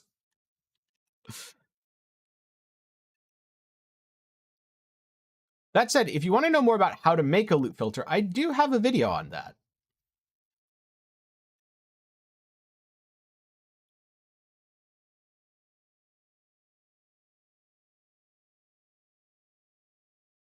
The danger of using mine is, let's just say tomorrow I started MFing and I turned off everything that is worth less than a Chaos Orb. Like, I hide all fuses, I hide all chromes, I hide all of that stuff. That is what you will randomly get if you use my loot filter. So remove that, that is not worth. Gain. So monsters deal more damage, but I gain more. 200 maximum. I don't care about the maximum. Yeah, let's go ornate dagger. You stare into the abyss, and the abyss stares back. The future is bright for those who wait. Monsters might deal more damage now, but so do I, so it's okay. I just have to not get hit. Bow to my sycophants.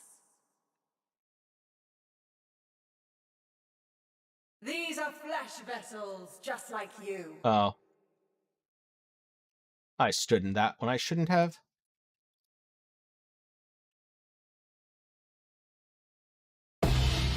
And Chaos Orbs.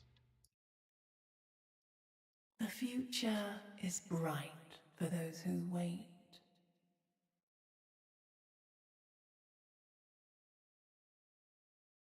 There we go. And now I'm out of here.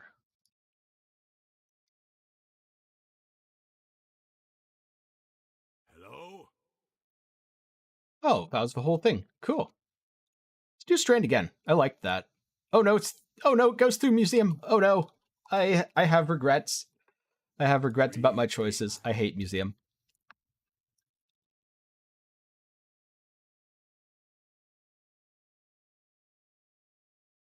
$26. Maybe I can do a little better.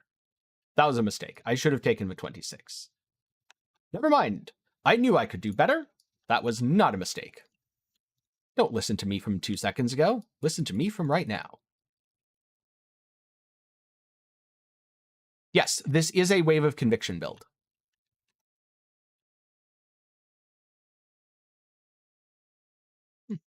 Glad you like it. I also like the harvest content so far.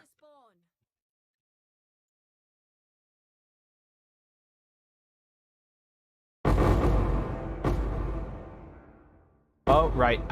I shouldn't be hitting my aura right now, because I don't really need the damage, and this is a less recovery map.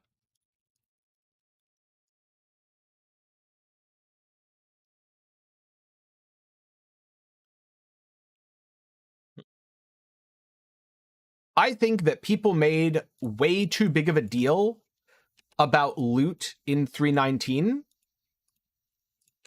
There's definitely more loot in 320 than there was in 319, but I don't think it's by such a huge margin that you can say it was bad before and it is good now. It was either both good at the end of 319 and I don't know if I'd necessarily say better, because in some ways it's better and in some ways it's worse now. I.e. Chaos had more value in 319 than it does in 320. So if you're someone who does Chaos Recipe, loot is worse for you now than it was before. As someone who does not use Chaos Recipe and likes it when divines are more valuable and has ways to obtain divines, I would say loot is better than 319, but not by a huge margin.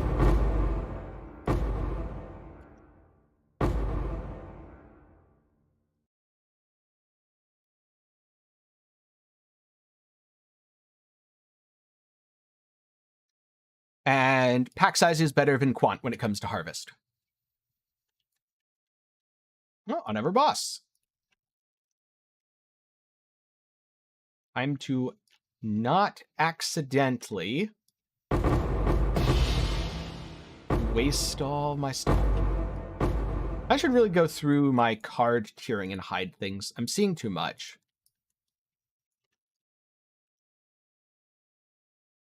I'll be honest, I don't notice God Touched enough to be sad that it didn't drop anything, or to notice when it did drop something.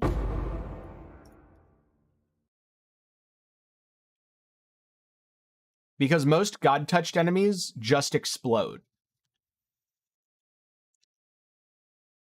Just by rolling it. There's no real way to do it aside of Chisel and then either Alk Scour or Chaos Spam. I wonder, how long does it take me to just run to the end here and kill the boss for, like, missions and stuff? Is this at all worth it? I don't think it is.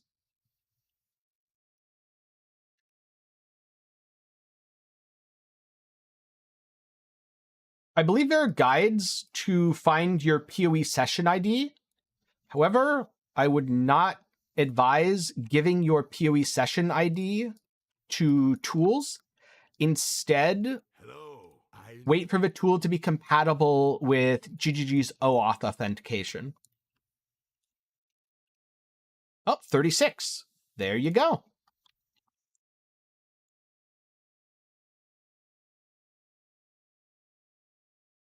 Oh, wait, I forgot to update the boss. Whoopsie. Yeah, this really isn't about boss rushing, though. And it's not like I can pick one specific map. Oh, I was not looking at the screen. What killed me? Oh, that's what killed me. Got it. Being dumb. If you are in yellow maps with only 3 alks, that is a skill issue. That is not a loot issue.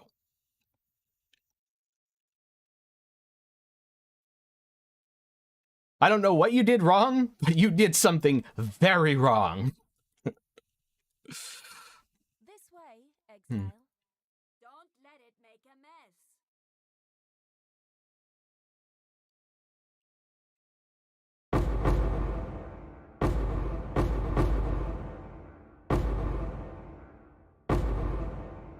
Because I think I had something like 20 chaos before I even got to maps in 319, just from the lake. Never mind other currencies. Just raw chaos. I had something like 20 C while leveling.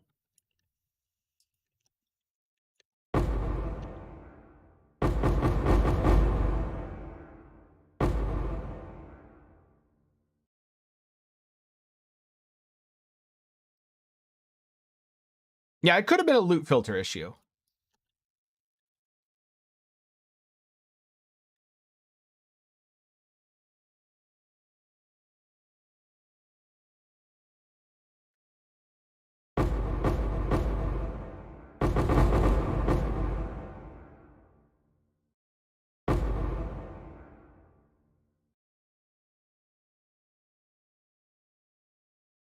Yes, the Sanctum does give a lot of alks, although, to be fair, Lake of Kalandra did also give quite a lot of alks.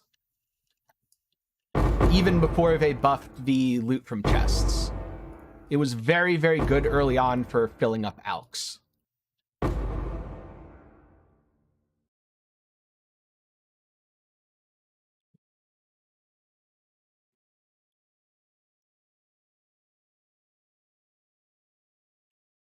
greetings.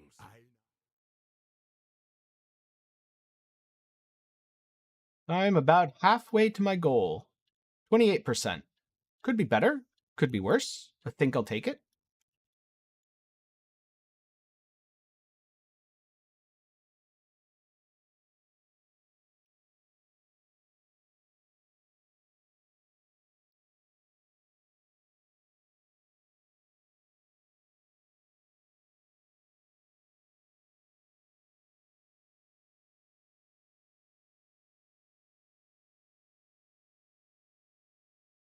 Yeah, if you don't have many alks, trading, let's just say, regrets to players, and then buying alchemies is totally fine.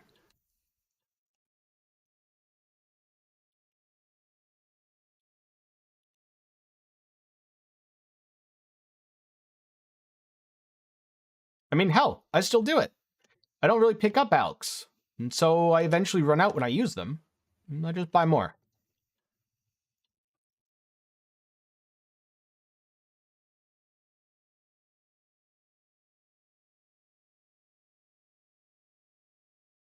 This way, exile. Don't let it make a mess.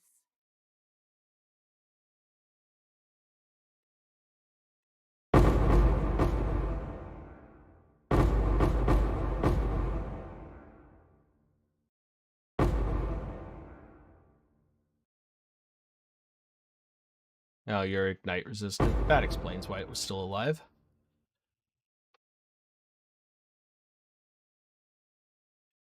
You shouldn't run out of any small currency as soon as you talk to Tujin.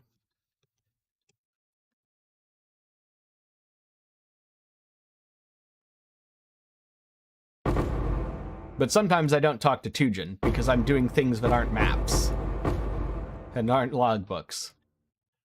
Like this. Oh, another boss.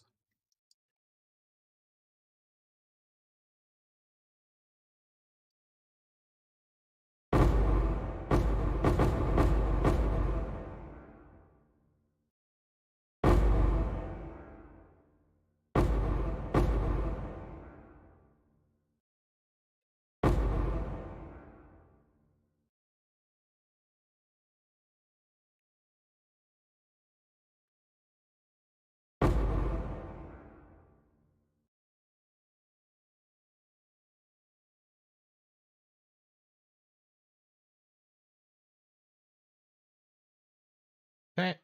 Change this to 16. Put down the Oh. spawn.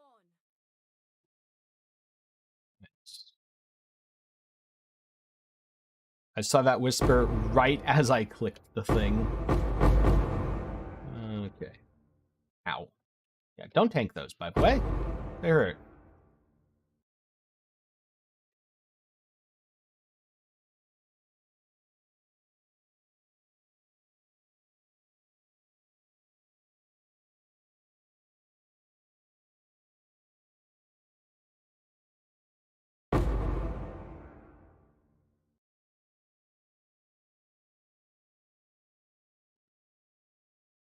I'll do that in just a second. It has another boss.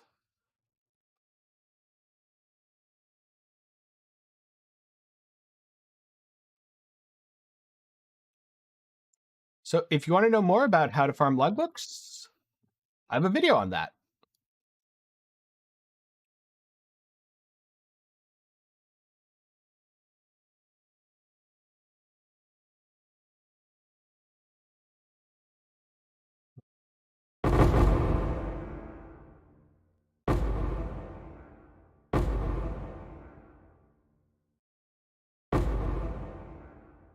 So I guess the question becomes, do you want to play melee or ranged? Because if you want to play melee, play Bone Shatter, and if you want to play ranged, play Poisonous Concoction.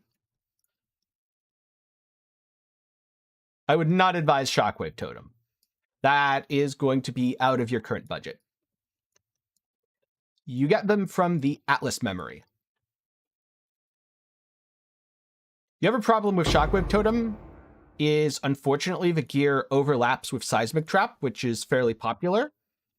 And so unless you are willing to craft, it will be a bit annoying to get some of the things. Now, if you're willing to craft, this detriment becomes a bonus. And you'll be able to sell the gear that's not quite what you want for way more money to all the Seismic players.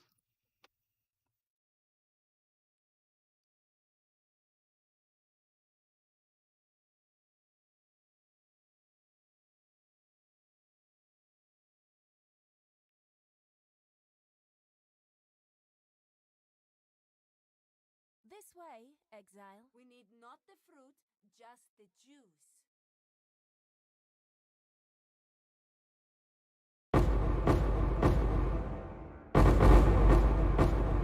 No, I shouldn't stand near that.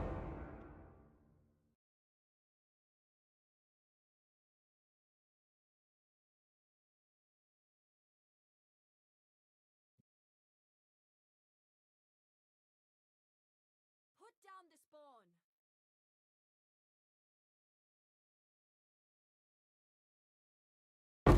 I guess to rephrase slightly then, if you're not comfortable crafting, if you can't go, all right, I see the gear that Seismic Trap needs, I know how to craft these things, and I have the currency to do so.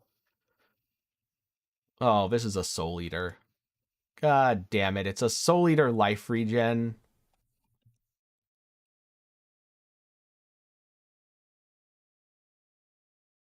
So annoying. Come on. Here we go. Soul Eater life regen. I should probably spend a point to fix that at some point. I think I need to be 98 though, and it's not like my current EXP is helping with that.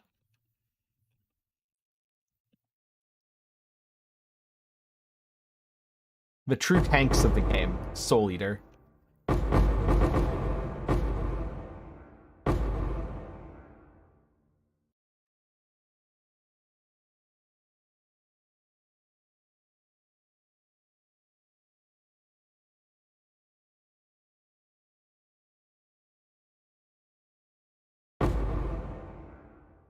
There we go. 19.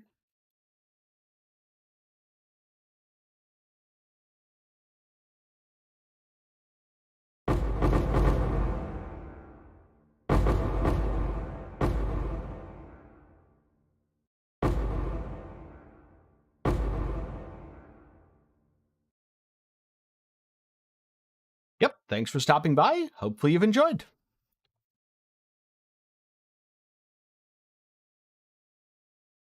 Kill it, exile. Quickly. Oh yeah, no worries, it's easy to get out of sync.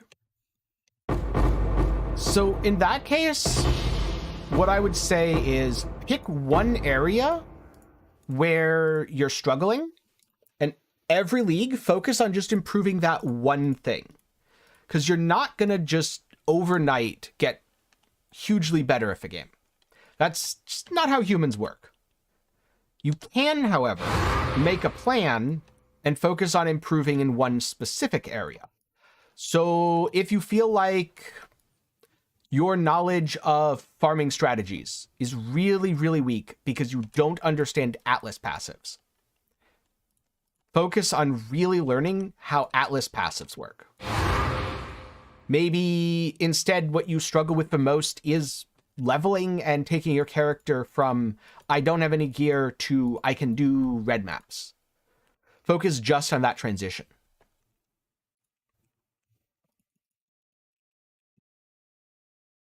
Try to master or significantly improve one thing, then move on to the next one thing, and then move on to the next one thing.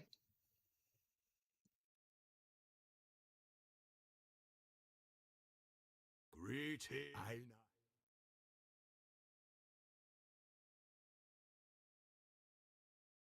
Ooh, juicy.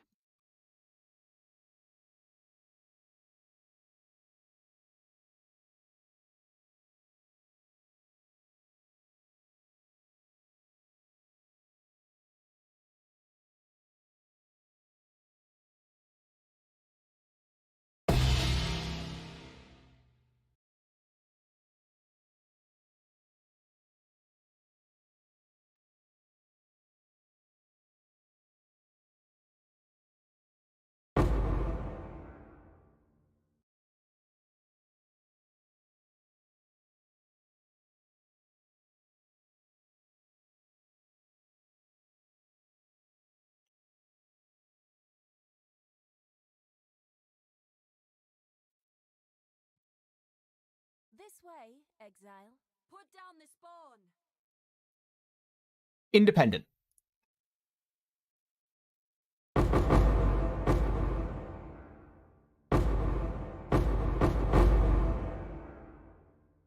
Oh, I should not have stood in those. Somehow I survived, though, so it's okay.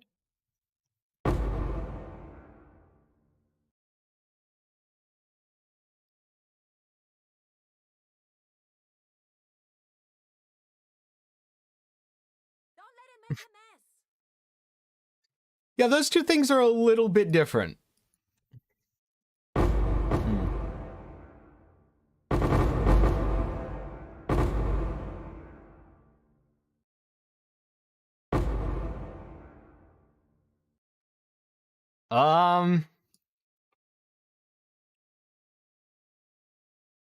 So I guess the question then is, what is your problem?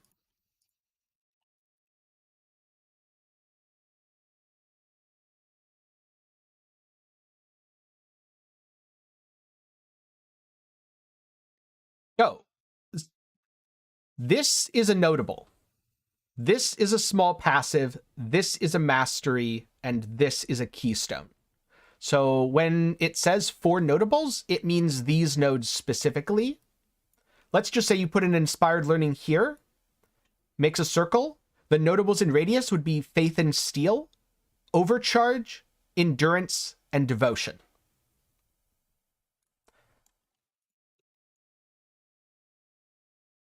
Yeah, it's because I'm doing the harvest memories. So you're not relying on flat div drops, but do you think one flat div drop is low by 92? What sort of content are you doing? How often do you die? there's a lot of factors there. One could be low for 92, or one could be high for 92. I don't think there's really a correlation between level and drops.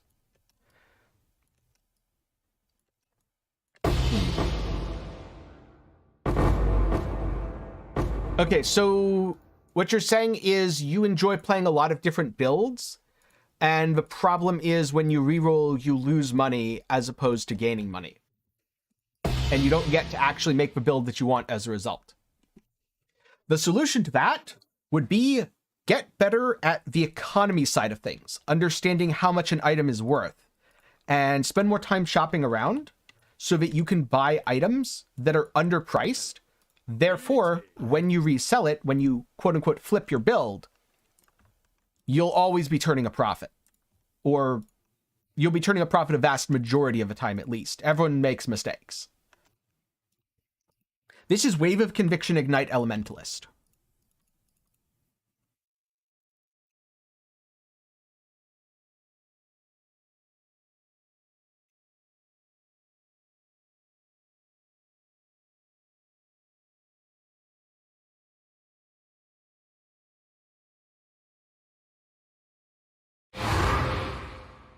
Yeah, if having enough money for builds is the problem, then the solution is get better at making money or get better at builds. Because if you're better at making builds, you can also do more with them and make more profit an hour, even if you're not the best at making money.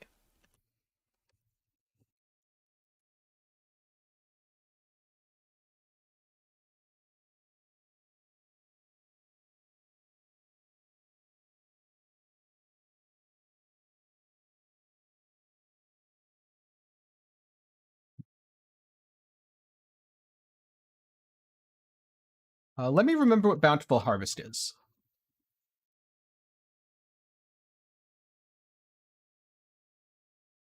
Yes, it will increase the drops because there's a 10% chance to spawn an additional monster.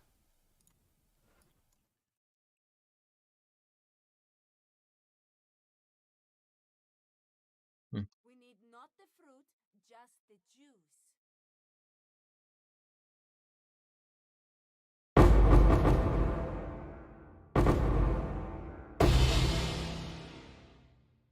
Have you ever made it your goal to make a Mage Blood? Have you ever said day one, okay, if I do nothing else in, let's just say, Forbidden Sanctum, I'm going to make a Mage Blood? Because sometimes it's just a matter of adjusting your playstyle and planning to do the one thing that you really want to.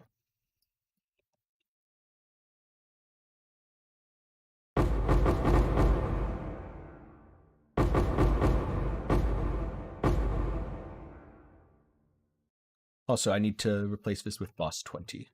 There we go. So if you're spending a significant amount of currency on a build, the build should not drop in price by a lot a few days later. What that means is you're usually jumping on a hype train and buying at the peak of something, rather than doing it earlier, before people have really caught on to the build being good, or after, once most people have gotten bored of it.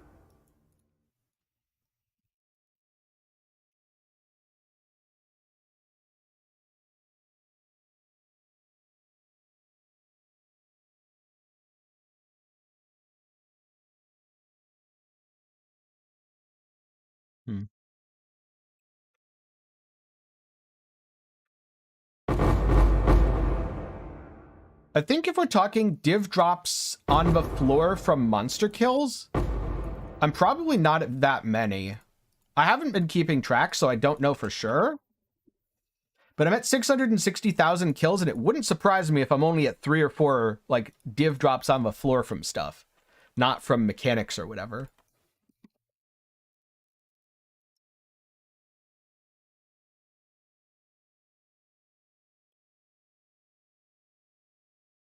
Yeah, then the other way to do it would be, if you're re-rolling that often, you really do have to make sure your build is going to go up in value rather than down.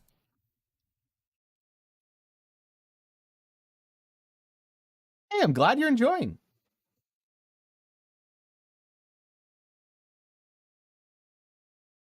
Oh no.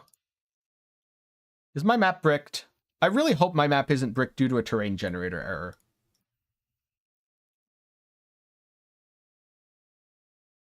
Let's try again. Okay, let's try relogging.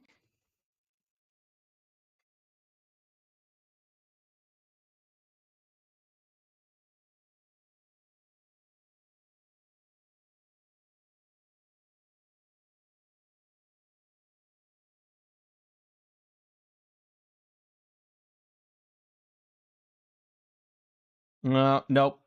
God damn it. Well, rip that map.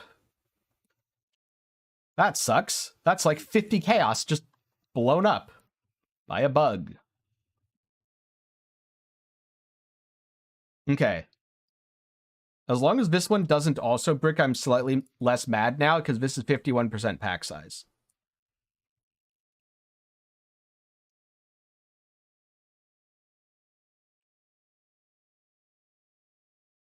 Hey, I'm glad. That's one thing I like about YouTube. It is pretty on point with the live recommendations, as long as you start watching a couple of YouTube live streams. Because YouTube doesn't recommend me live streams that often, but when it does recommend them to me, it's really good at knowing the sort of streams that I like.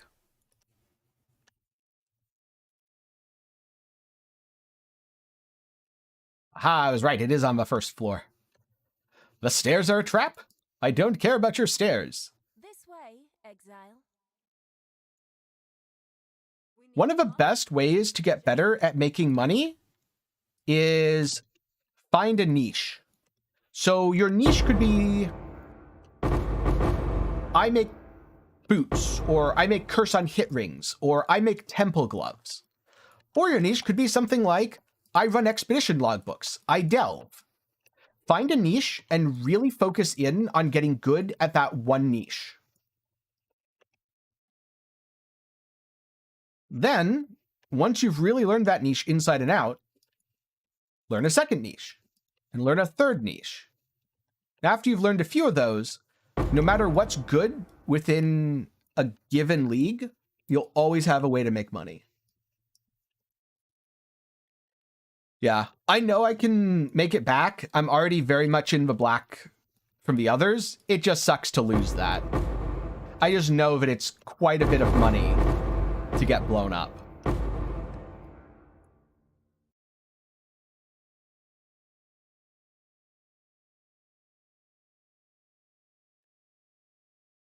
The psychological thing more than the actual.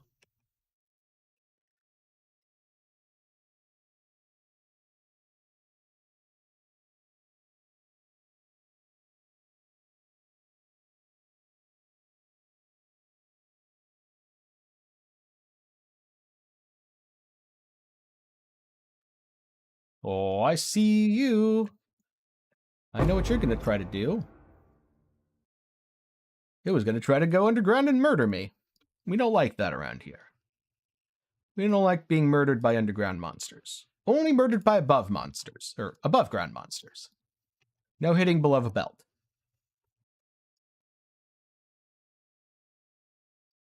Yeah, exactly.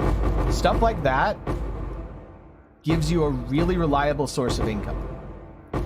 And as you know multiple, you can tailor it to whatever the current meta demands or desires. Like, oh, RF's really good right now, so I'm going to focus my weapons on RF builds. Or, oh, seismic trap's really good right now, I'm going to make weapons that are better than cold iron point.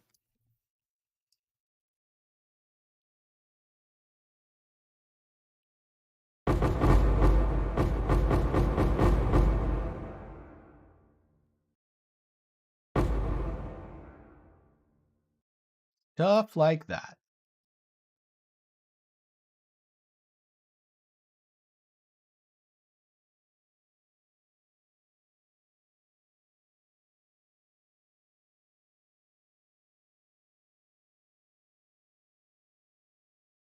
So, want to know a secret, Villa?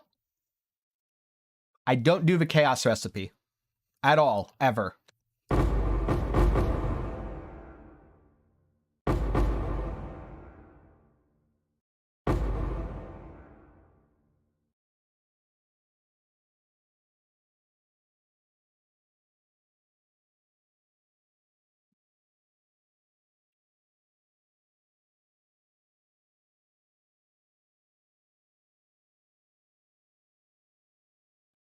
Yeah, I'm gonna grab more chisels, more alks, and another memory.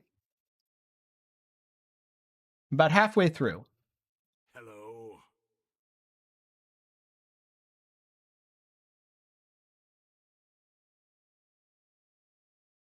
Oh yeah, there's also looking over here at Ashenwood. Let's try that.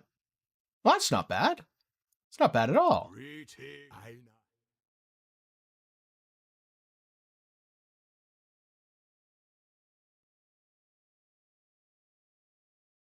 See, I never have issues obtaining the items that I need without using the chaos recipe.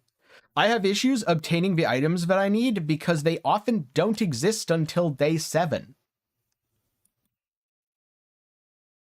This way. Like, this took so long to get. Not because it's that rare or expensive, but because there just aren't that many of them in existence.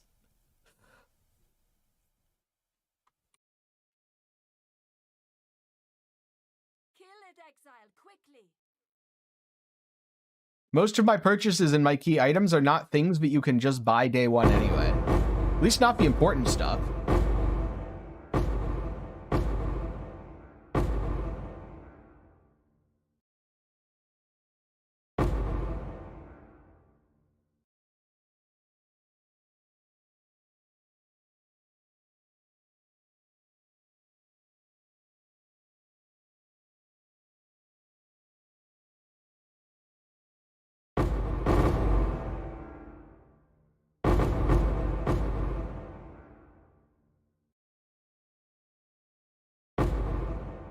Up goes the enemy.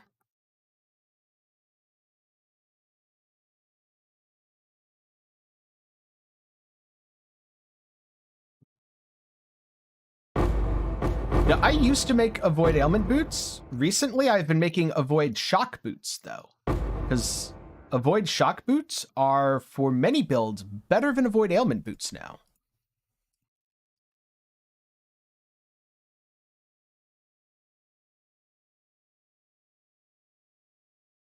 Congrats, Snow.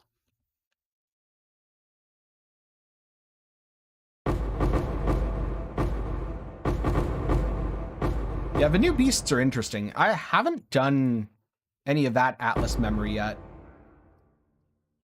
No, Atlas memories are not affected by sextants.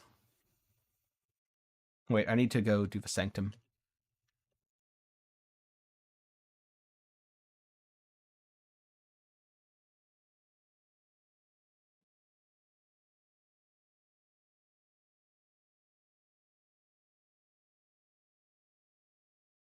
Yeah, Storm Shroud is very good.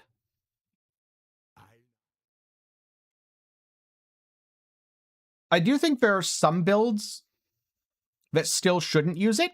For example, if you are playing a Raider, 91% chance to avoid elemental ailments. Rough. Probably shouldn't have rolled over 28. Reflect Ellie, I'd rather not. All right, fine.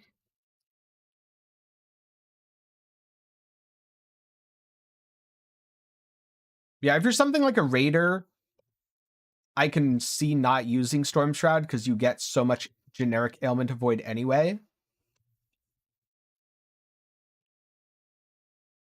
For a lot of builds, though, it is definitely better. Did anyone ever test Storm Shroud plus Tempest Shield?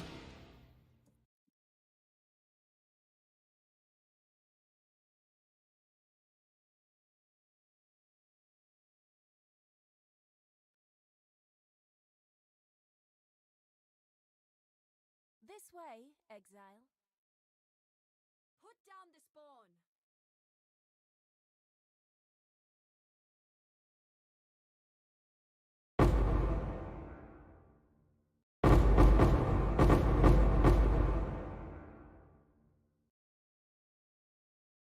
Unfortunate.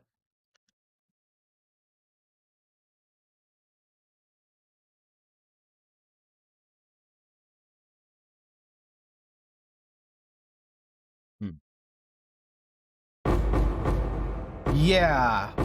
Based on the old wording, I knew it would work, but I didn't know how they're changing the wording. So I haven't sold any of my life force. I am too broke to buy it, but thank you for the offer. I'd have to sell some of the life force that I have to be able to buy anything.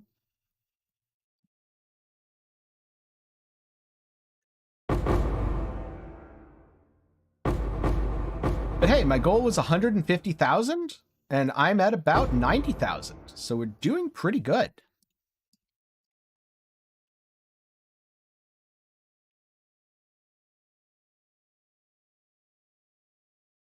Oh, there you go.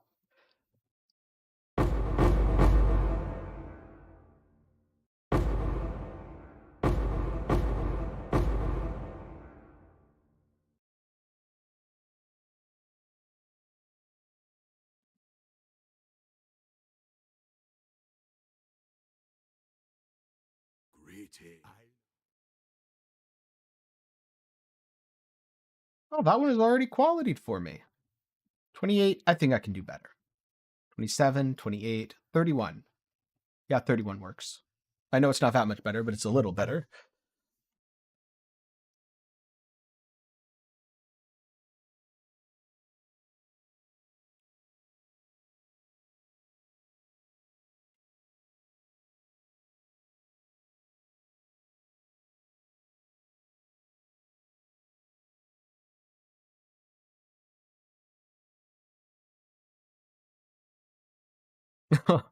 Well, I don't know. With a name like that, I'm not sure anyone should be buying from you.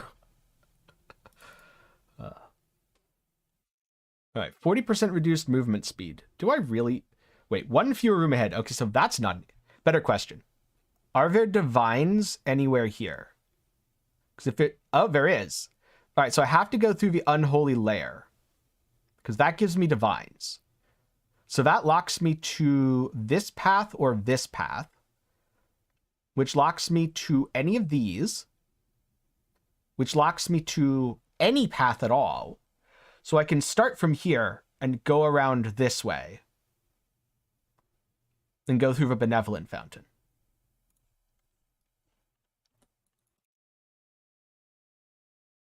From a speed and efficiency standpoint, I should not be doing this.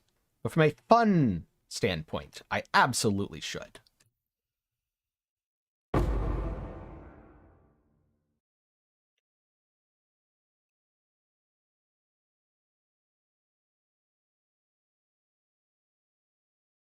That's 2 guards down. Where are the others? Right here. Thanks for grouping up. Makes it so much easier to kill you all.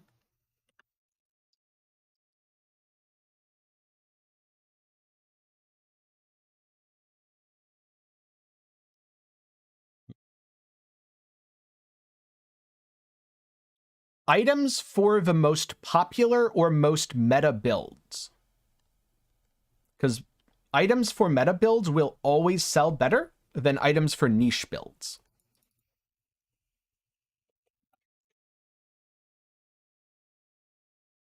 Especially if there's a specific rare mod that a meta build is heavily reliant on. And let's just say that rare mod can only come from essences.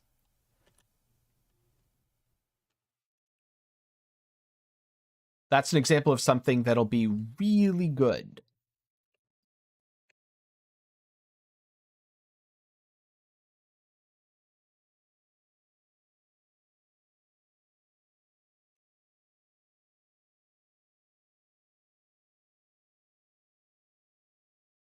So one thing that's really interesting is you can also overlap your build with a meta build without playing the meta build and have all the benefits of crafting those items while also making yourself upgrades.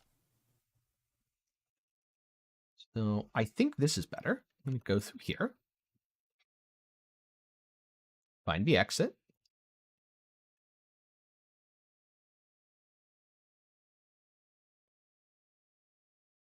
Wait, why are you still alive? How did I mess that up so badly?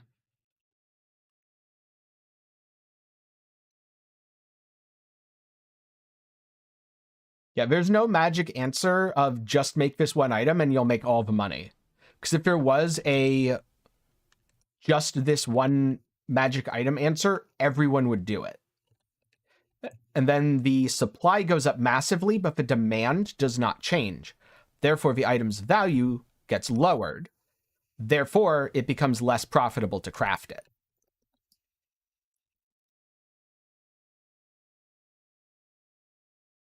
Yeah, understanding how builds work is the best way to understand what to craft to be the most profitable. Oh, that's interesting. If I click on the skull itself, sometimes it doesn't actually interact with it.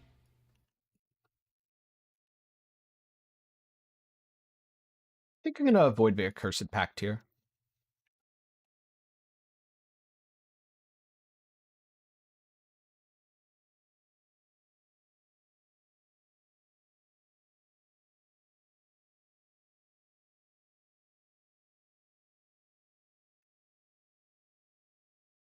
Yeah, and that's the other thing. You don't have to play the meta to craft for the meta. I.e., if I wanted to make myself a really good fizz cluster for Wave of Conviction, I would also be making a lot of really good fizz clusters for Seismic Trap. I don't think Wave of Conviction Ignite is super meta. Oh, god damn it, I just stood at that. But it's overlapping some of the gear with a more meta build. And so I can sell to all the Wave of Conviction players, and all the EK Ignite players, and all the Seismic Trap players. So I have 3 markets there.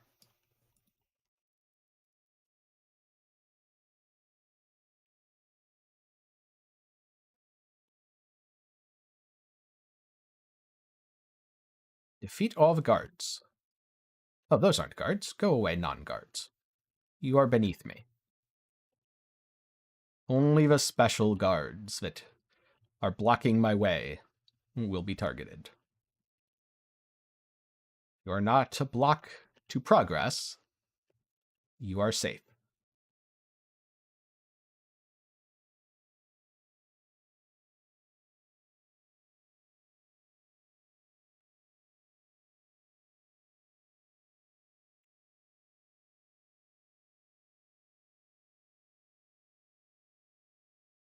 All right, and now I can go over here and get out.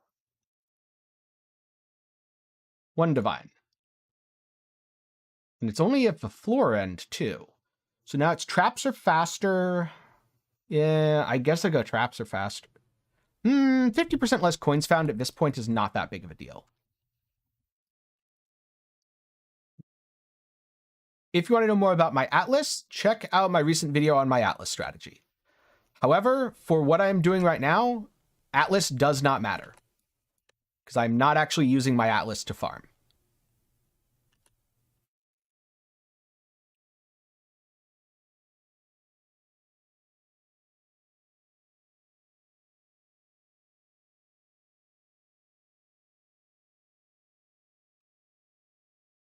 Wait, where's the last enemy? Oh, over here. And it's 2 enemies. Got it. Room complete. Gain a random major boon, lose 50% max resolve, gain... Oh, that's an easy one. Absolutely do that. Stare into the abyss, and the abyss stares back. Do I want to lose 50% max? Yes. Ignore the first resolve loss from hits in each room. Interesting. I mean, I could also lose monsters deal more damage, which is kind of nice for the end. Merchant offers 50% fewer choices. Okay, I can live with that. A sacrifice today. Probably not great. Probably shouldn't have done that last one, but we'll see. It's mostly just if I fail at the wave phase that becomes important on the final form of the final boss.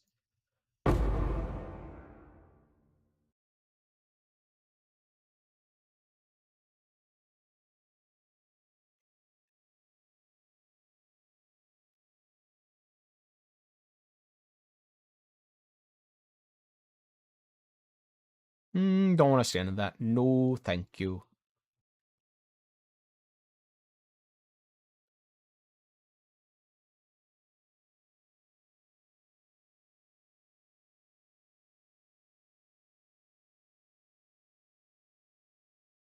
Right, fountain. Next minor boon you gain is converted into a random major boon. Okay. And on to the boss. Let's go. Let's fight Verana. You have invoked Less the undead wrath version. of a powerful entity. Perish! See, I won't say non-undead version because I'm pretty sure she's still undead. But, standing in those is bad, by the way. You have challenged my legion, but you will succumb. Yes, inspiration is a buffer for resolve. The I don't know if I future should have. is I bright probably should have for taken those. stacked decks Let's there see instead of how strong the resolve balls. truly is. There we go. Easy divine.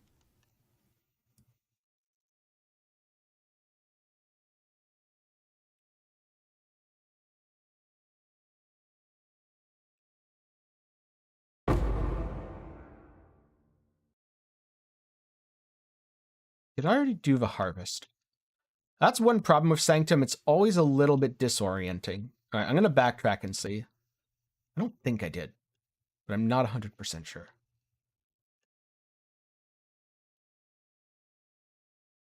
Okay, I definitely didn't. Good to know. Yeah, I don't know why people keep saying Sanctum's bad.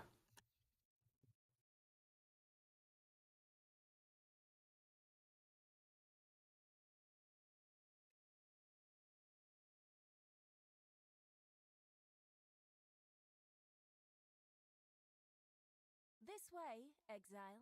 Put down the spawn.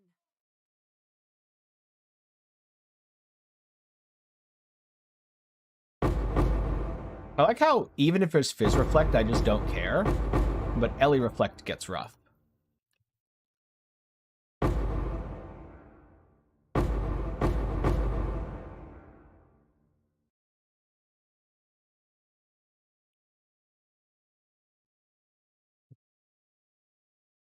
Don't let it make a mess.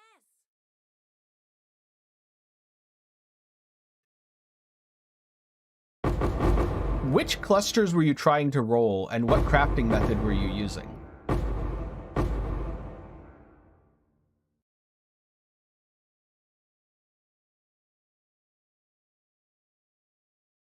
let it make a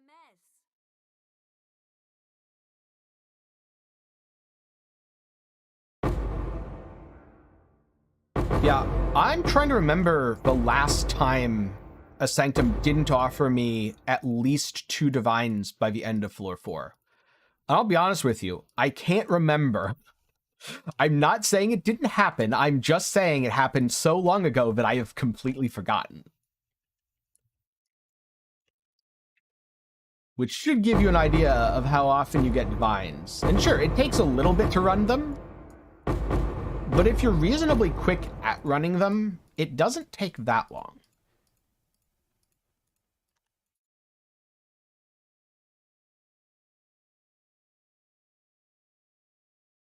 Milky was experimenting a little bit with, like, hard farming Sanctums. Not sure how far he got yet, but I was watching a little bit of his stream the other day, and from Sanctum floor 0, room 0, to floor 4, final boss down, I think it took him about 40 minutes. Which doesn't sound too bad to me. Hello, Oh, yeah, to be clear, when I say I can't remember when one hasn't offered me a divine, I don't necessarily mean raw. I mean in total value.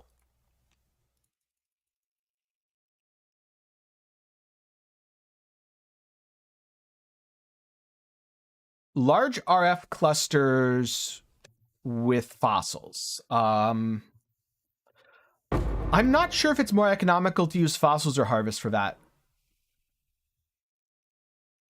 That could have been a crafting thing. That could have been a supply and demand thing.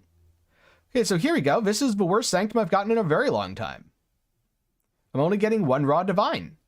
But I'm also getting all this stuff. Like 28C, 56 Scour, 16 Sextants. So I'm still going to get over, well, unless I fail the final boss, which is, I guess, always possible. But assuming I don't fail the final boss,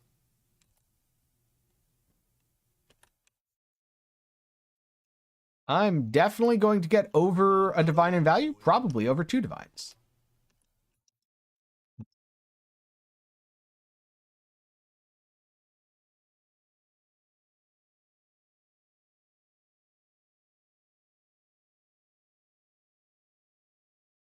No, I don't want to do the avoid part. That's all of them. Yeah, we're good. This way, exile. We need not the fruit, just the juice.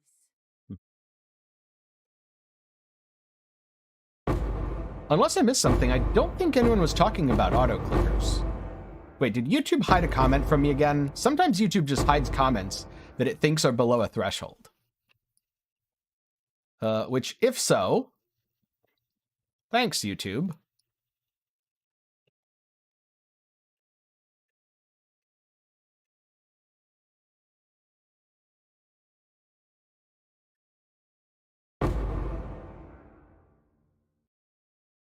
I wouldn't say focusing on crafting gear is always better, but it is generally easier. I.e., during 319, I made a lot of money crafting flask cluster jewels, but that can be a little bit tricky to do. Oh, I almost forgot to denote the boss. We're at 22 bosses.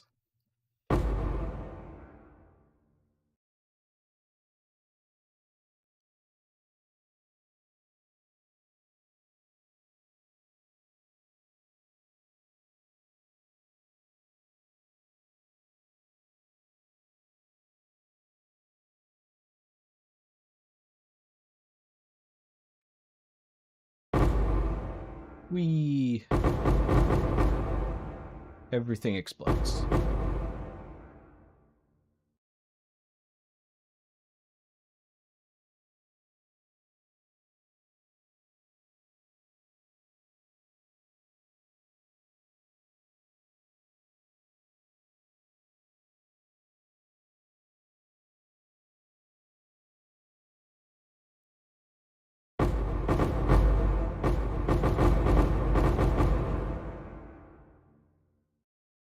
I think this is the last one in the set, and so I'm going to see how much life force I'm at to get a better idea of how many more of these I'm going to be doing.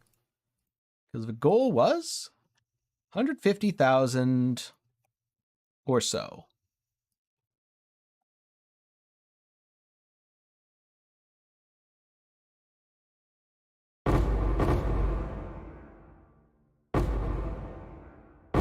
It's always the paradox, though, Zero, because if more people craft things and item prices go down, there is less reason to craft things.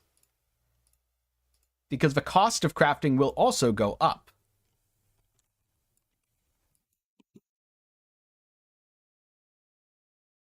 So it hits an equilibrium point, after which you shouldn't craft the item.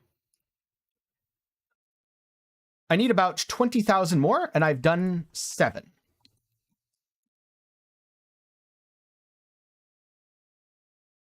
Oh, it's pretty consistent at where it jumps. Greeting. I think 3 or 4 more will get me to 50,000 of each, roughly. Cannot leech? Yeah, that's fine.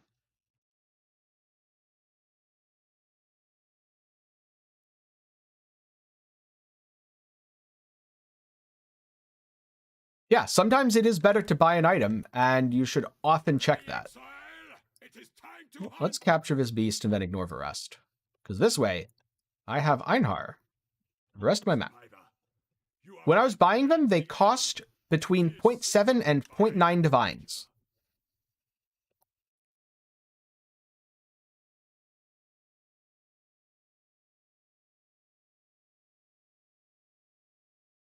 Wait, it's 1.5 now? Did it really double in price because I've been streaming it? Oh no. This way, exile. We slaughter you. Kill it That's funny. quickly. And welcome.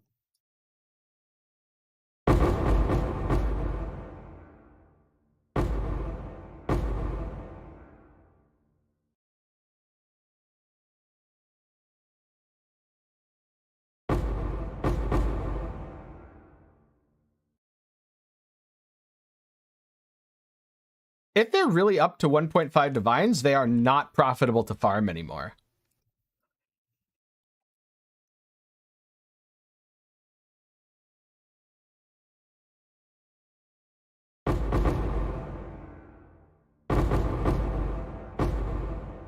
Or, to be more accurate, they're still technically profitable, but they're not worth doing over other things. Okay, 0.7. Yeah, that sounds more right. Okay. Yeah, the essence memory is a little bit different, and actually for a while, I wouldn't have advised farming the essence memory because it got too overheated in terms of the market. You didn't get enough currency back for the time spent farming it. I don't know if it's still overheated or not.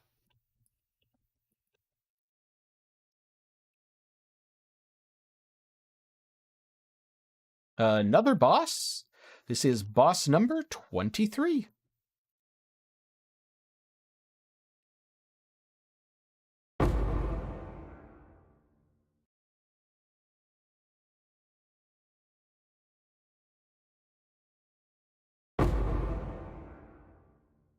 GGG buffed almost every skill in the game.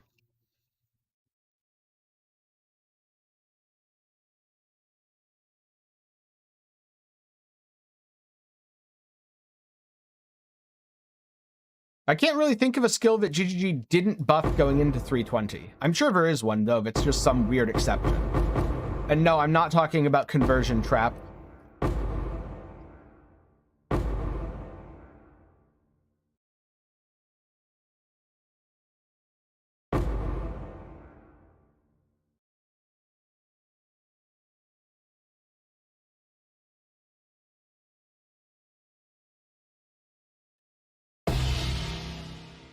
Wait, I don't want to be here anymore.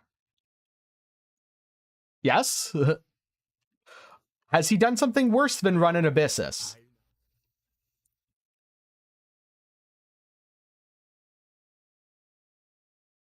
Oh no.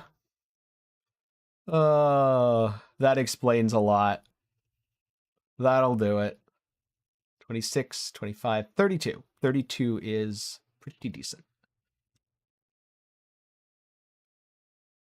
Oh, never mind. Not actually a problem. This is what I get for listening to you. So what have we learned, chat? Don't listen to Dread.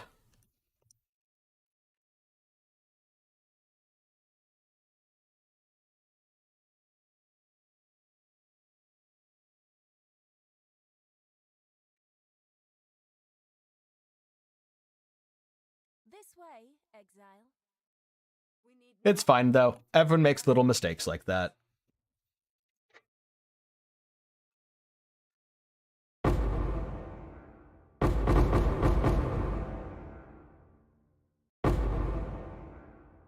That's why the goal here is learning.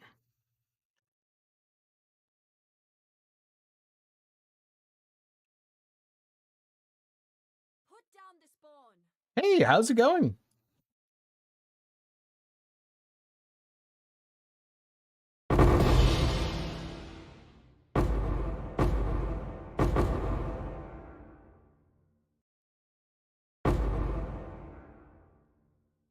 Oh, that's going to be a soul eater, is it?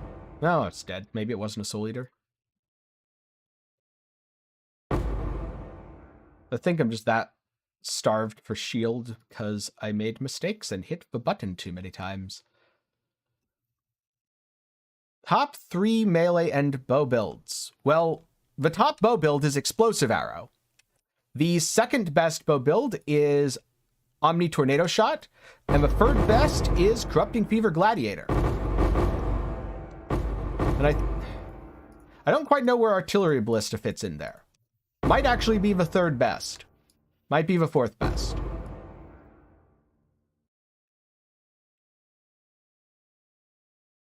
In terms of melee builds, I feel like number one is probably still... Is it still Lightning Strike? Or is nobody playing Lightning Strike anymore? I don't know if people are still playing Lightning Strike. Bone Shatter's still good. Volcanic Fissure's pretty good.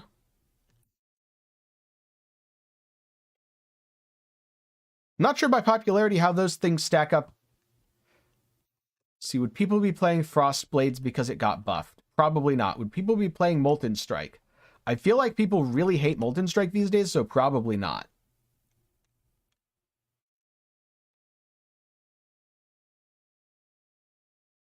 I'd need to look at the meta again to see what everyone is playing melee-wise. Prepared.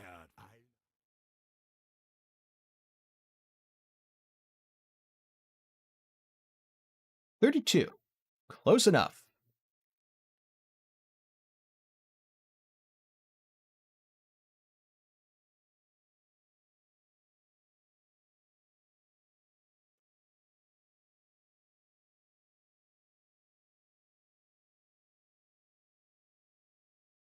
This way, exile. Another boss? Another Oshabi? Or disappointing lack thereof? Venom Gyre is not melee tagged. Like Spectral Helix, Venom Gyre is a ranged attack skill that is non-bow and non-wand. Oh yeah, Flicker's a thing.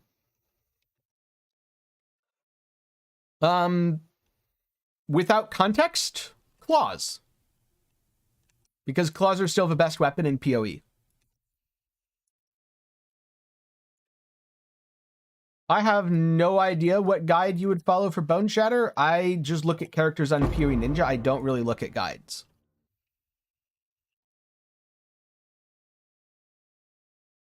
I know Karn is known as the Bone Shatter guy, though, so probably his.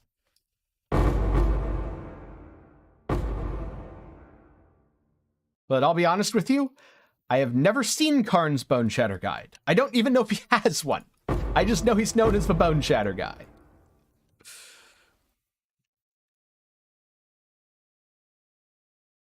It is often very hard for me to recommend guides because I just don't know if they exist or not.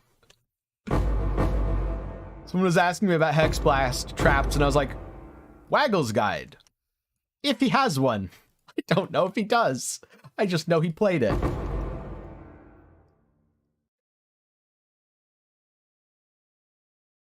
Yes, Venom Gyre or Gyre, depending on how you say it, does have a projectile tag. Just not the melee tag. All right, so I'm going to set that to 25 bosses because I skipped recording one earlier. Well, that should at least be enough to get you started.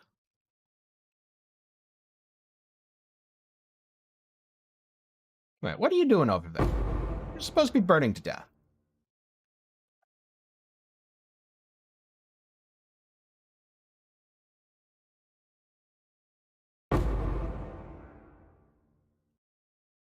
No Oshabi.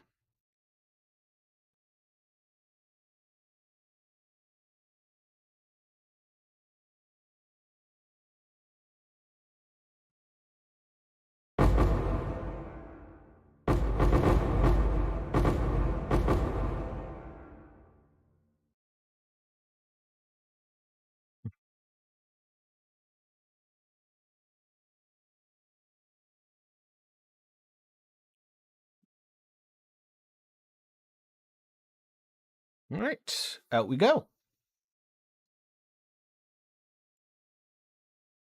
What office environment? This is more of a garden of paradise. A really, really deadly garden of paradise. Greeting.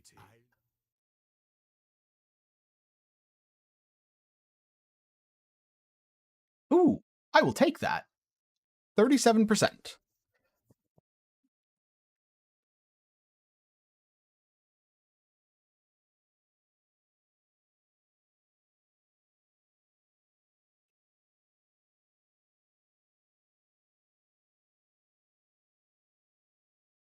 Oh, I animation canceled myself there. Whoops.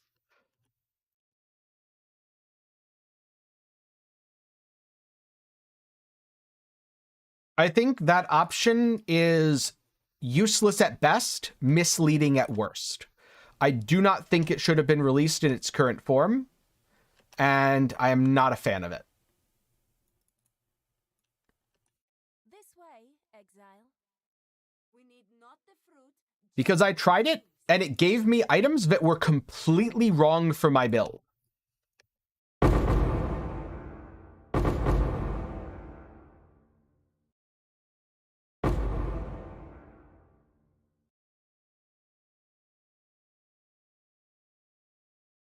So I don't know why, but it's very, very, very, very bad.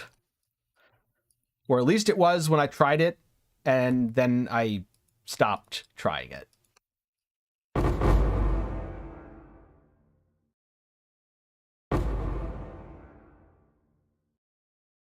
For example, when I was playing Hex Blast Ignite, it was recommending things with crit multi.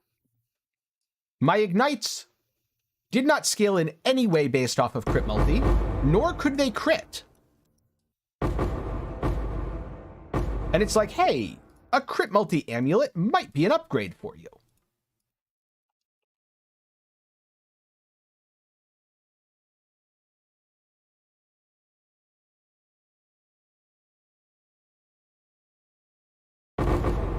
Yeah.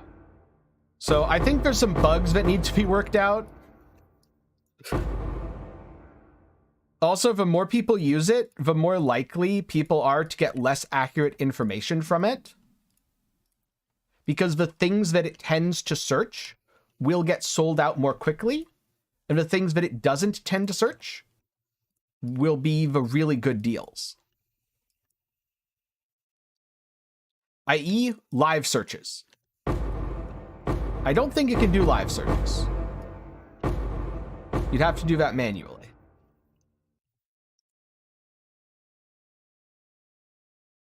And also, to be clear, I know it probably sounded like I'm being very negative about it there. I don't like the state that it released in, because I used it and it was bad. But I am glad that people are working on more tools, and it's not easy to make a tool like that at all. So it's really cool that they're trying stuff. I look forward to seeing future iterations of it. But right now, I would advise waiting. Or only using it if you go into the tool knowing that the tool can confidently lie to you. Oh, I didn't pick up another memory. Because let's be honest, Google search results will also confidently lie to you sometimes.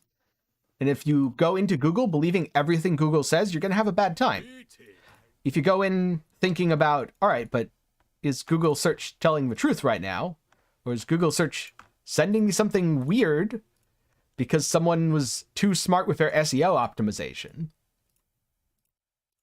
You can find some really useful stuff. Oh god, I just wasted so much chaos re-rolling that.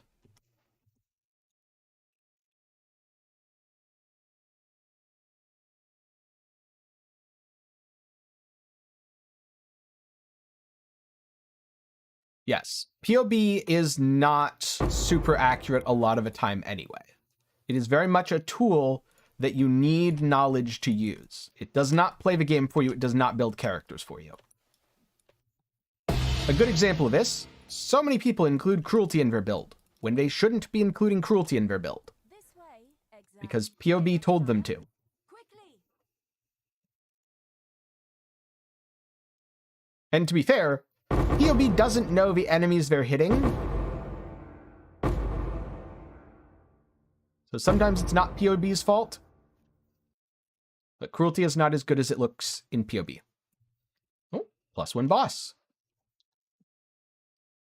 It's looking like the Oshabi stuff is rarer than I thought it would be. Or I'm just getting unlucky. I mean, the sample size is way too small.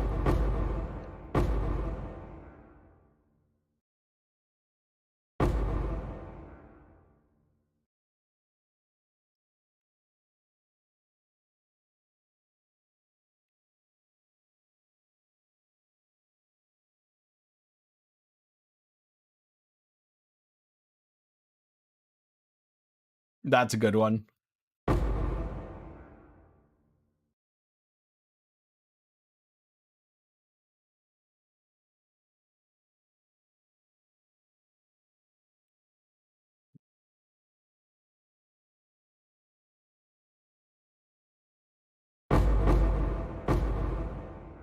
So a lot of people argue that the campaign should only be once at the start of a league. Here's the thing. If you play a lot of characters, you're going to get bored of whatever the alternative is anyway. I.e., if you could go into maps at tier 1, but the maps are super unrewarding because it is a tier 1 map that is now scaled for a level 1 character, that would just make mapping more boring for you on a new build.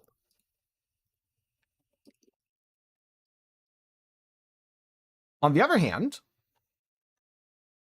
can you do anything to make the campaign more fun for yourself personally?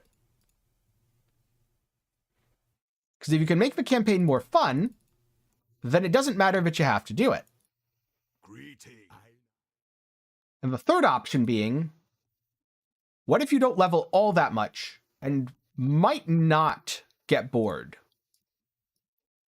of an alternative method? That's kind of a weird middle ground.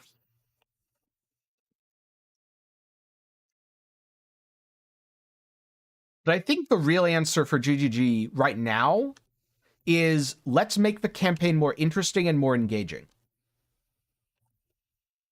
while also giving players powerful low-level items, so as you're leveling a second, third, or fourth character, you can go much faster and have a lot of fun because it feels like playing an endgame build.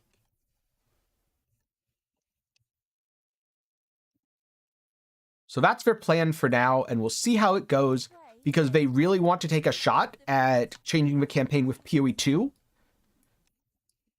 And I trust them to do that. Yes, Cruelty is bad for Wave of Conviction Ignite. You don't deal hit damage that is high enough to actually get the buff.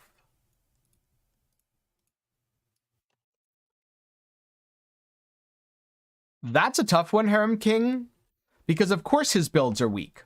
He's not investing into them. I'm guessing that you've told him the reason your builds all feel weak is because you reroll and you don't invest into them.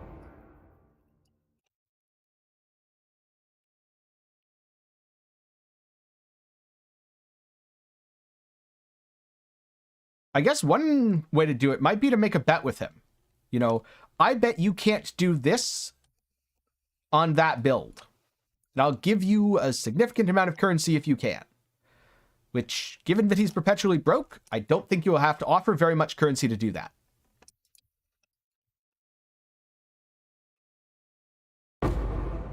Be like, I will give you 5 divines if you can do this on your current build.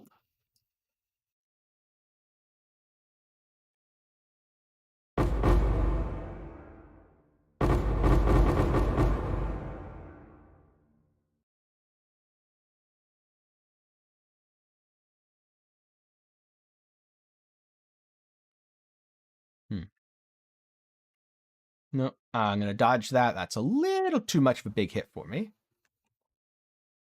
Oh, it siphons flask. I was wondering why my damage wasn't great. It's because I'm letting it siphon flask charges because I couldn't read, because it was full of garbage text.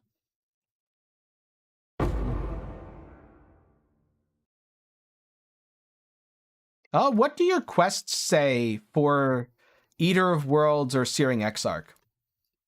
And are you running altars on your map?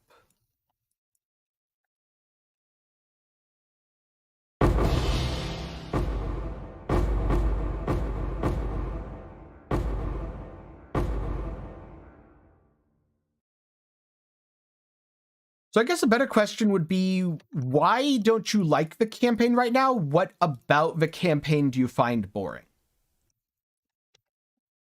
Oh, is this going to be a problem? We'll see. It might be a problem. Might not.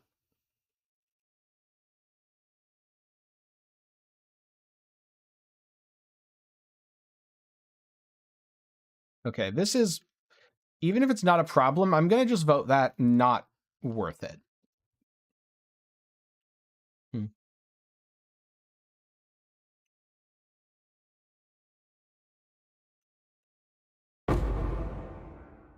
And so what is the quest state? Or do you not have a quest state? There should be a quest state right here. Unless you've already completed everything.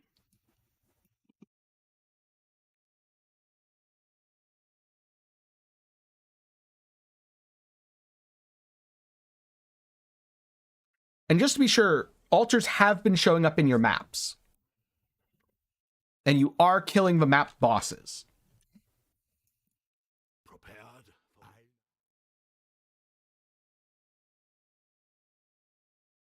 27, close enough.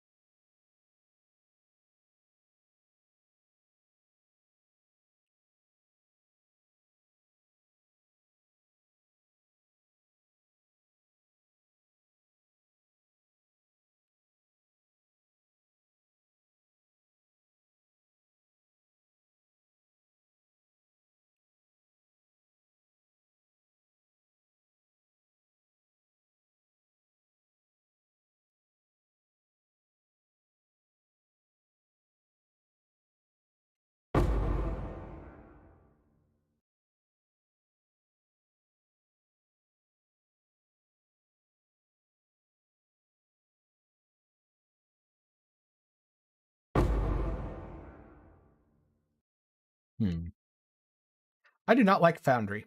I do not like the layout of Foundry at all.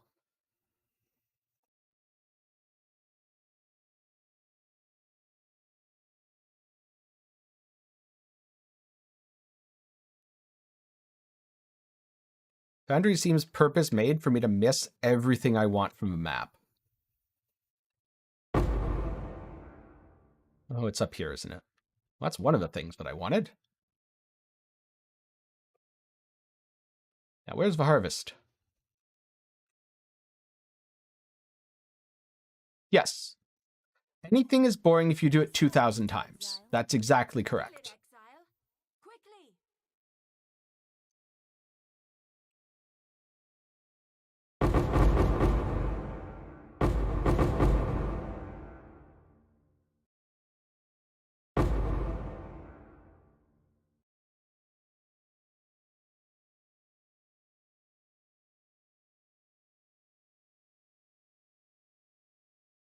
I've been getting a lot less bosses the last few, which is unfortunate.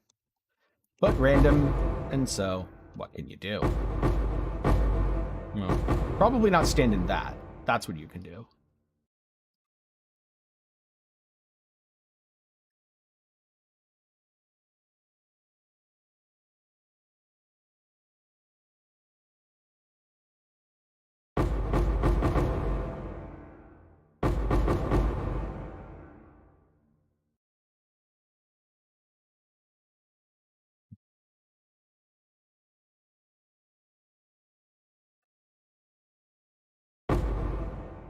So why does it feel like prison?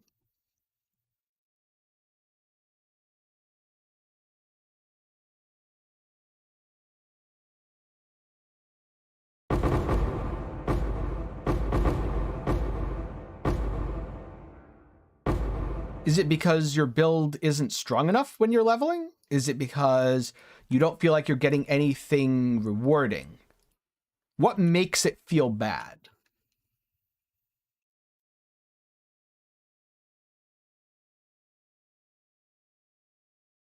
No, another boss. Oh. Go away, Mana Siphoner. No one likes you.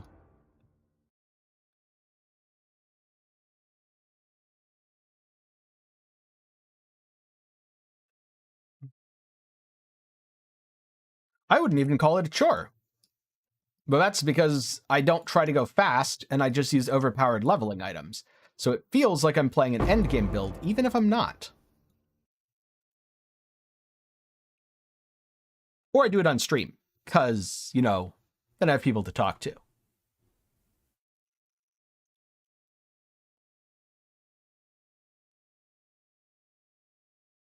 Greeting.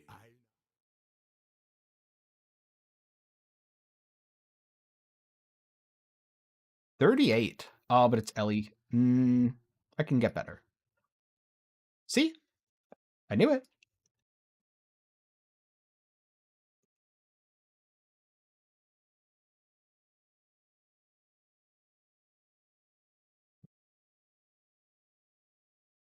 So you can fix the slow by getting better at leveling up.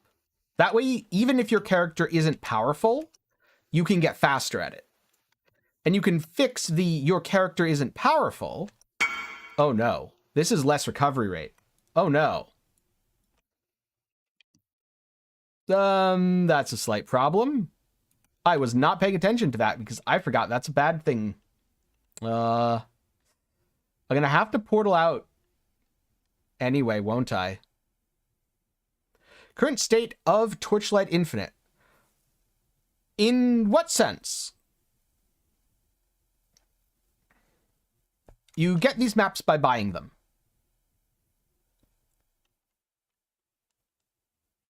Where is the harvest? Where is the harvest? Okay, here's the harvest. I'm going to cast once and hope it works, and then hop in and out and in and out. I hate to tell you, I don't think divine prices are going to stop climbing for a bit. Right, I'm getting pings for that. I'll do that when I use the portal. But unfortunately, I cannot spare portals for a 20C trade right now. Oh, wait, right. I get recovery on kill. Okay, I'm fine. Now I can spare a portal for a trade. I think that right now Torchlight Infinite is probably a little light on content if you compare it to PoE or even D3, but that's perfectly normal for a new game. A lot's going to change between Season 1 and Season 2, since the game is still in beta. And I expect that by the time they release, which I don't think they've mentioned a release date. If they have, feel free to correct me. But by the time they release, I expect that we'll see a lot more content. And I mean, even PoE didn't have that much content when it first released either.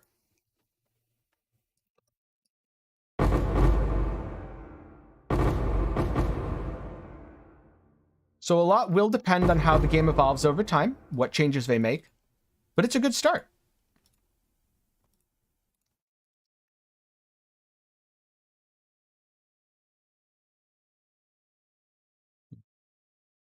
Don't let it BOM. I'm not familiar with BOM.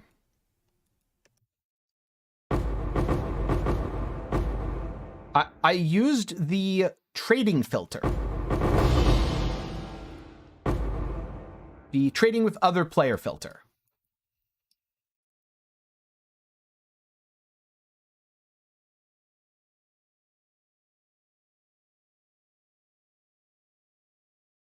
I've leveled enough times that I don't really need any sort of guide to tell me where to go for quests.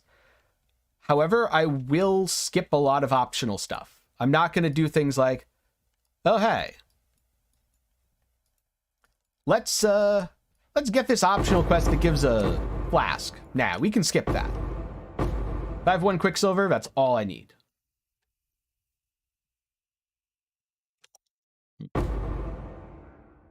I do not have a video explaining this. I will if it ends up being profitable enough. We'll just have to see. That's kind of why I'm doing it. All right. This is not a good thing to do, but that's okay. If I die, I die.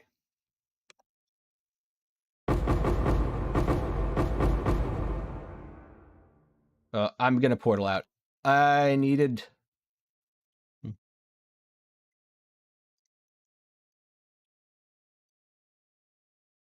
So the problem with feeling like everything is totally different in Torchlight is right now it's actually totally different because it's so new. If you've played Torchlight for as many hundreds and thousands of hours as you've played PoE, you will find that much like with PoE, it starts to feel repetitive.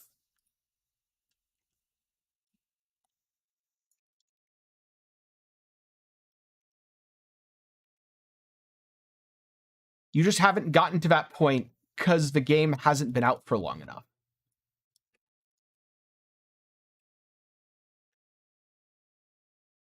Oh, come on. There we go. That was annoying. I want out of this map immediately after this.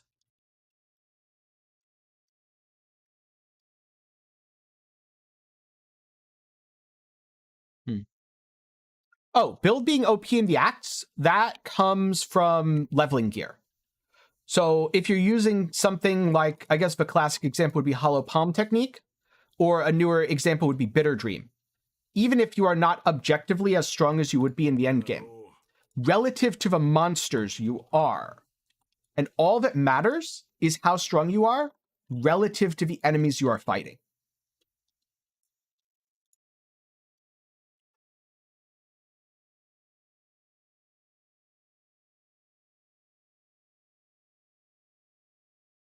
Greetings. Greetings, survivor.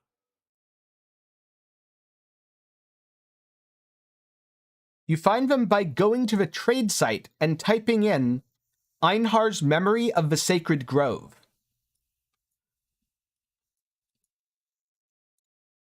Back over here. Greetings. Yes, I would pick definitely Tujin and also Danny. My best buddy for expeditioning.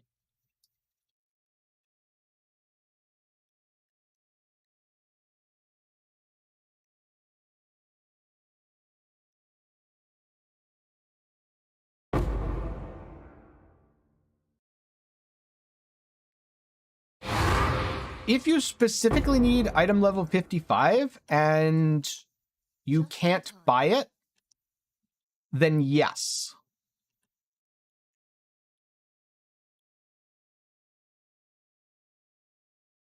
Just in time. Although do keep in mind, if you're not on an at-level character, you will face a massive penalty to your loot, and it will take a long time. So it's probably better to, if at all possible, buy it. Kill it, exile, quickly.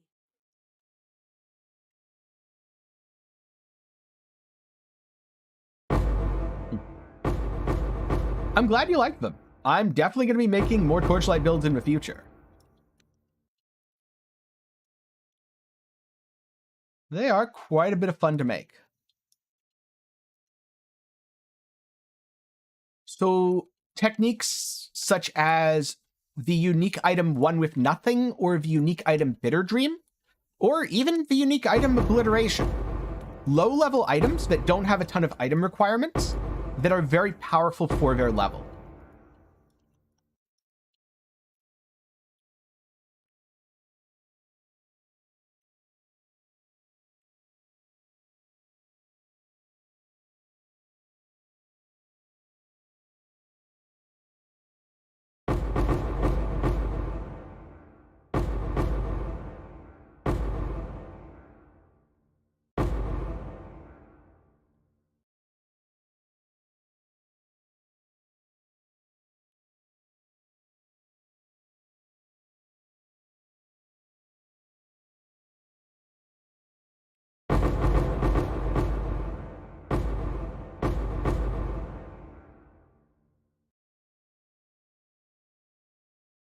There we go.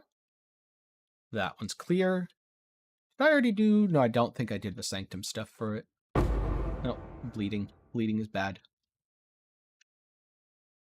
Sanctum seems to spawn later in Strand. There we go.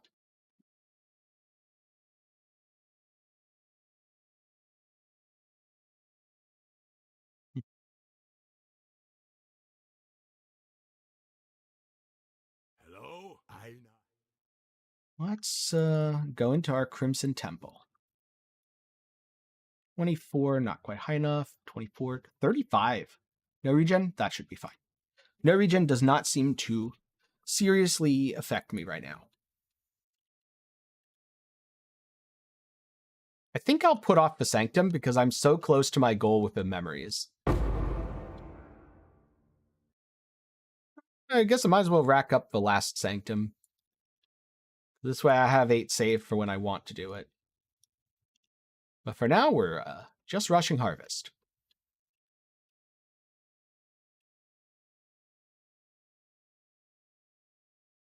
It's off to the side, isn't it? I think it's always off to the side in this map.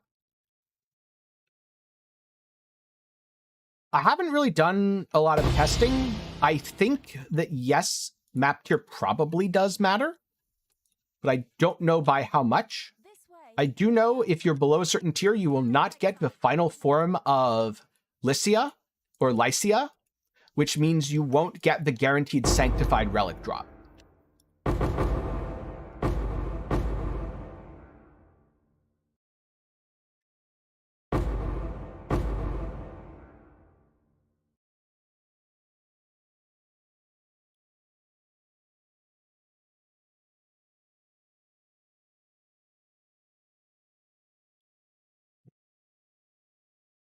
Yes, exactly. You use some of your money to buy leveling gear to help you enjoy the leveling process more.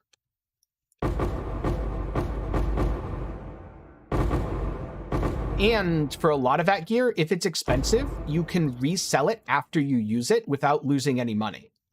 So it's not even really buying so much as renting.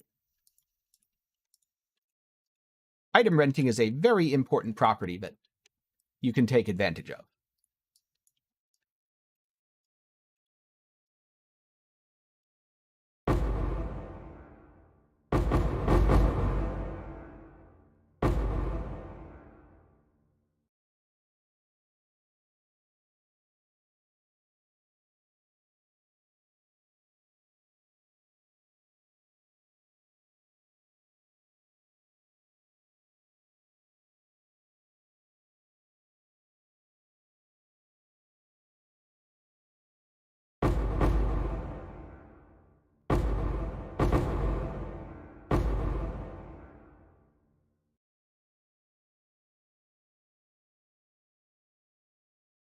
Okay.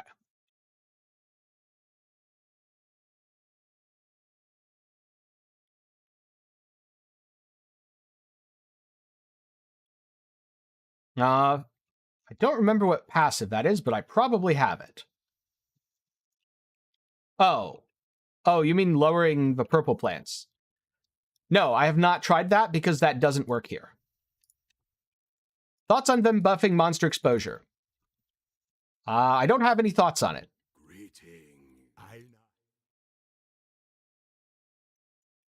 It is a thing that happened. My main DPS source and my only DPS source is Wave of Conviction.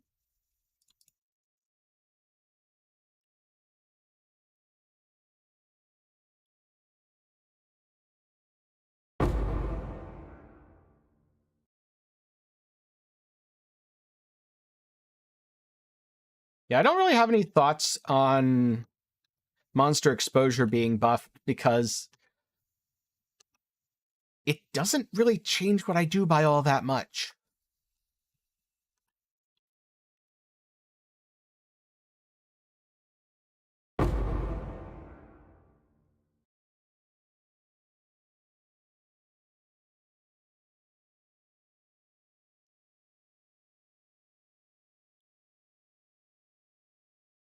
I've done a terrible job of navigating this time. Last time it was pretty easy to navigate.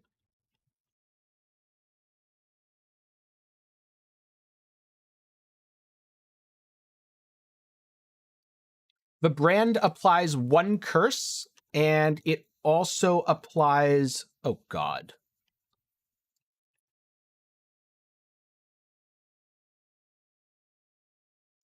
All right, I'm just relogging to get back to that. So it applies a curse, and it also applies burning ground beneath the enemy. Oh no, Marka.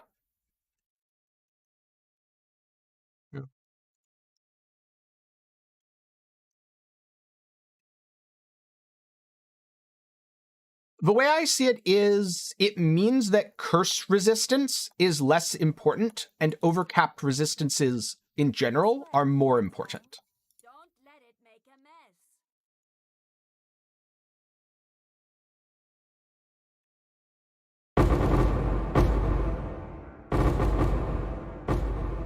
So, I have a question. Have you used Headhunter both before and after the changes? Or are you going off of what other people said about Headhunter? Kill it, exile, quickly.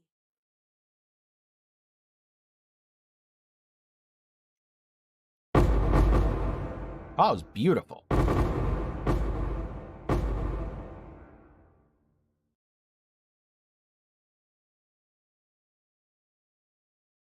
Because I would argue that Headhunter right now, for all intents and purposes, is the strongest that it's ever been. I messed around with it a little bit on standard, and with the new monster modifiers, it feels like all the buffs stack because there's so many different monster mods. No, I'm talking about using it in 320, not before 320. Like, since they got rid of Arknem and switched to the new system where there's way more monster mods. Need not the fruit, just the juice. Because I messed around on an old build and it felt ridiculous.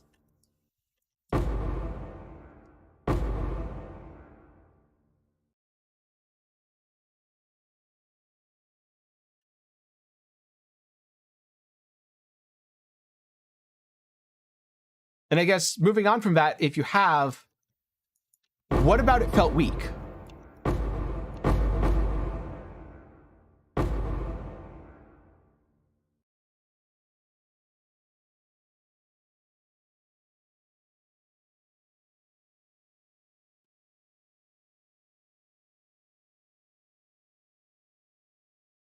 Oh, whoops. I did not mean to go back into that portal.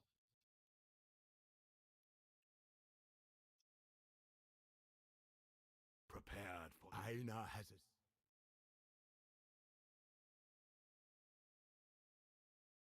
$31.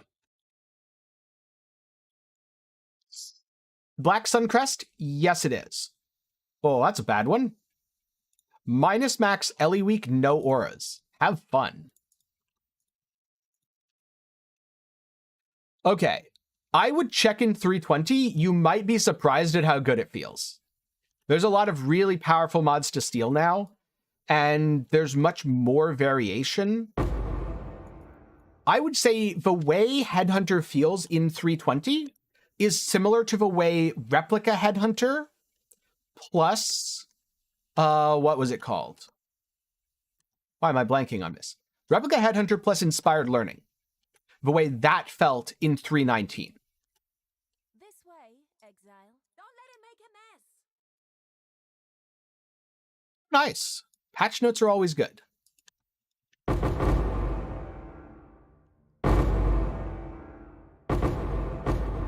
Yeah, I would say it felt like they buffed Headhunter.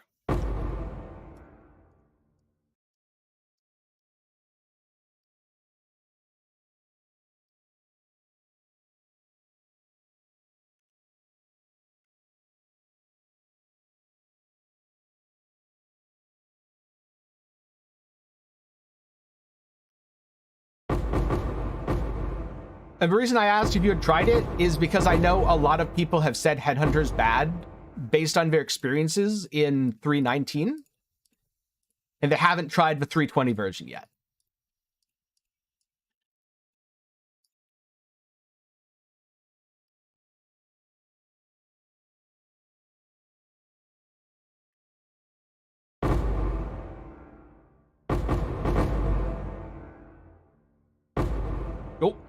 Oh, that was close. My flask may have saved my life there. One more boss. Well, maybe two more. Hard to say. Hard to say if I'll get enough to hit the 50,000 reach I was aiming for, roughly. But I think I'll do one or two more maps here. Yes! Oh, that's so good. I'm so glad. Yeah, no worries. A lot of people didn't think about it either. What's the level requirement of Tempestuous Steel? Because the skill to use would be whatever your build can use at the lower end of the level requirement to equip the item.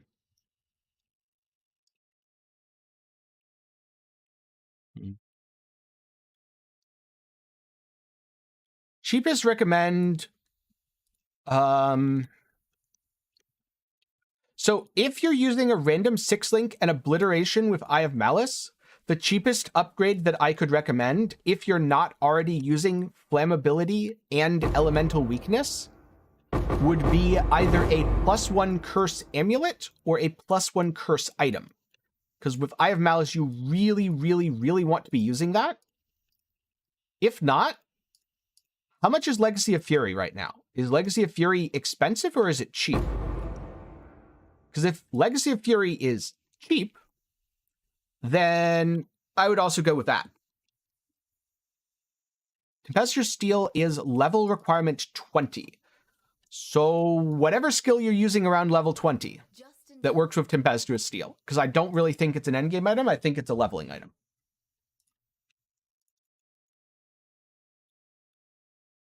All right.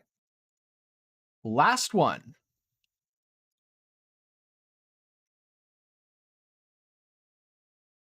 Yeah, if you're only using flammability, definitely get +1 curse.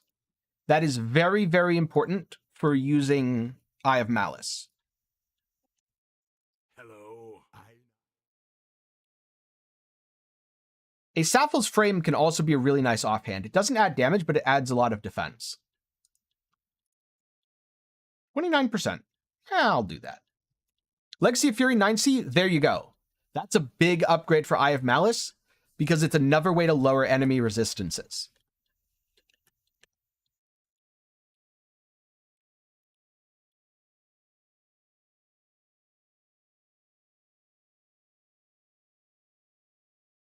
I don't know how that works. That's a very good question. What that means is the code got crangled. So the offhand or shield, Sappho's Frame.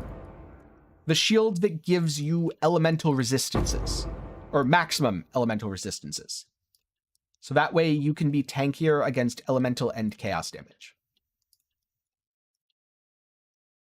Wait, I was supposed to set this to 28 because I did get one more boss. I've been distracted. My brain is melting from doing too much farming. This is a sign to take a break. I think after this one I will be able to, because I will be at 150,000 life force. Yep, no problem. I used Eye of Malice early on, as I found I got into higher tier maps. I didn't need the damage so much, and I didn't want to give up the defenses.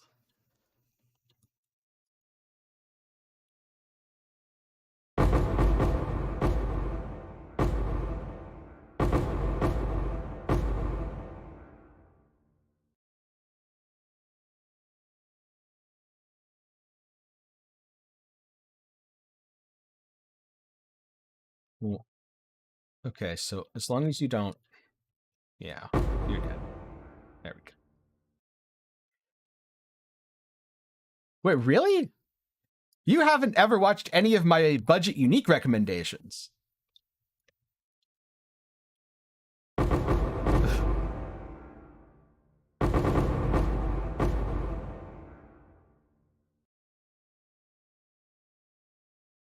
I don't think Oshabi is really the valuable part right now, so I'm not too worried about how many I got.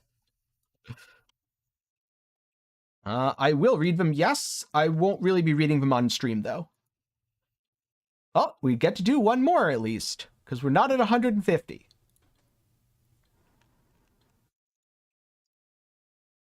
Because I said 150, and so it's gotta be 150, damn it. Even if it's the last thing I do. That sounded way more ominous than it really needed to be. Because at this point, getting to 150 is going to be trivial.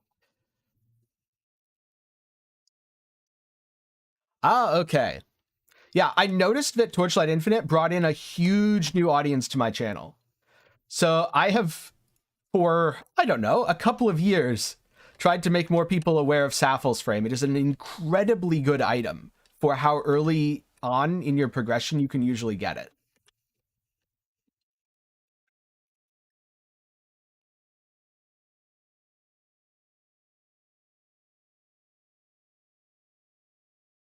This way, exile. Put down the spawn.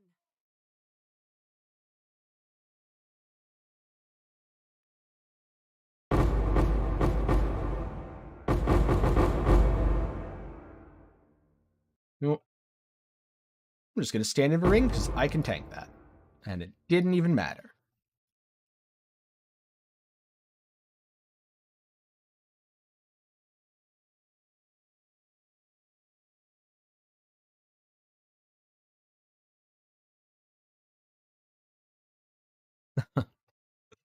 So I don't have any plans to abandon PoE, but I do have plans to make a lot more videos on other games.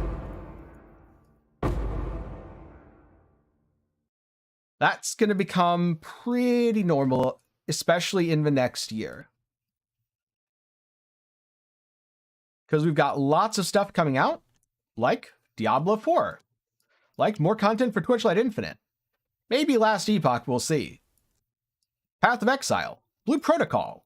I don't know if anyone cares about Blue Protocol, and I also don't know if it's actually coming out in 2023 or not. We'll see, though. It very well could.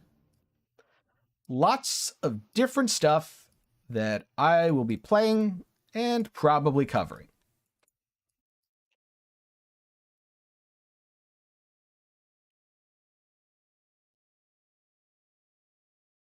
It's something I've been wanting to do for a while now, and the real turning point for me was when Elden Ring came out, and I couldn't find the time to set aside, where I wasn't making PoE content, to actually play Elden Ring. And now I'm waiting for the DLC. When the DLC comes out, I'm definitely going to buy the game and play it. And if that means taking a bit less time to play PoE, that means taking a bit less time to play PoE. Yeah, Hades 2 is another example. That I don't want playing PoE to get in the way of playing other games I enjoy. Greetings. I also hope they don't butcher it. I'm very worried. I'm less worried because of Immortal, and I'm more worried because of things like Overwatch 2.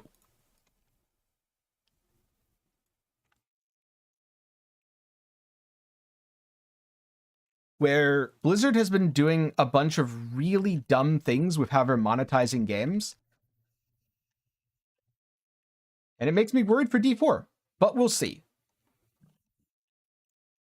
The way I see it is, hopefully it's a good game. And if it's a bad game, hopefully it's so spectacularly bad that at least we can roast marshmallows on the fire. I don't want D4 to be a really boring, mediocre game.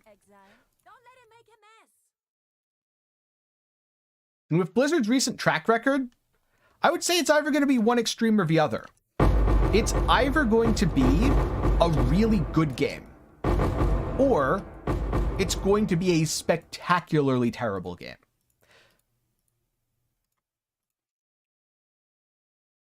So, as someone who hasn't played Overwatch 2, but did play Overwatch 1 previously, what's the big difference that makes Overwatch 2 boring?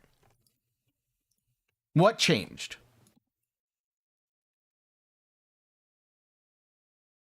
Because at least to me, looking from the outside, it looked very much the same. And I'm sure I'm just missing something with that. Oh yeah, we're talking about D4. That either D4 is going to be good, or hopefully, if D4 isn't good... Now, okay, that sounds bad when I say it that way. I hope D4 is good. But if D4 isn't good, I hope it is spectacularly bad rather than merely mediocre. because that way we get to roast marshmallows on the fire.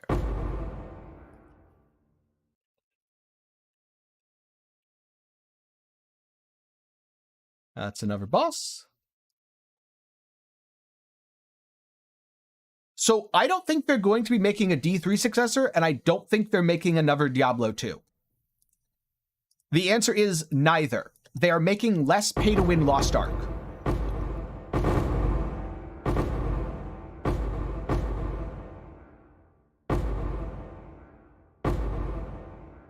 Which, if you liked Lost Ark but did not like Lost Ark's monetization, then that's a problem.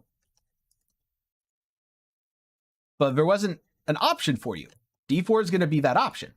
If you didn't like Lost Ark at all, D4's not likely to be for you.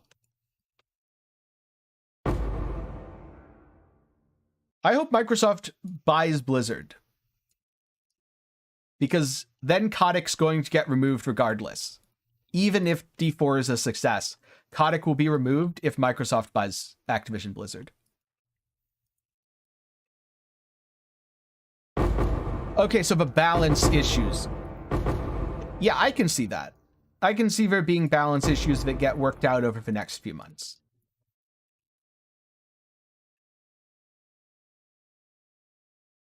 Yeah, we'll see.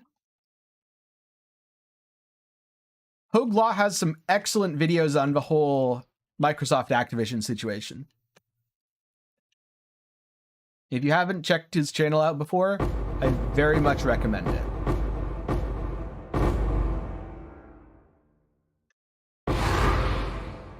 He still thinks with pretty good odds Microsoft will acquire Activision Blizzard. Yeah, I would rather that as well, Snow. Unfortunately, I don't know if that amount even matters to him.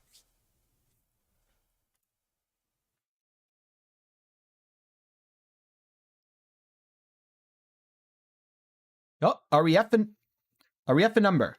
Let's see. I wanted to get as close to 150,000 as possible. So 50,000 plus 50,000 plus 46, 559 plus 3387 plus 273. I got exactly 150,219 life force.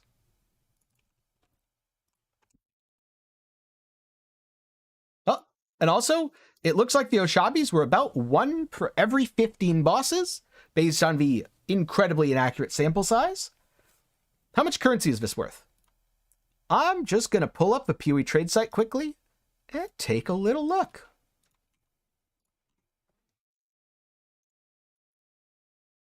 So let's say I have at least 20,000 crystallized.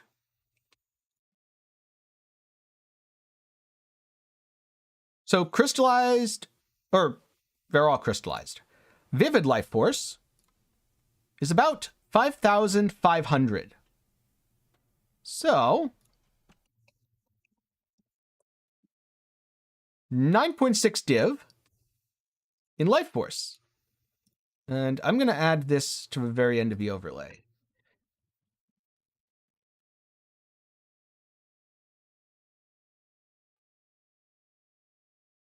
All right, so we've got that. We've got the yellow tract. What about the blue? The blue is so the blue is very cheap, 11,800. So that's 4.2 plus 9.6. More like 4.3, actually. I'm going to round to 4.3. So 13.9 div.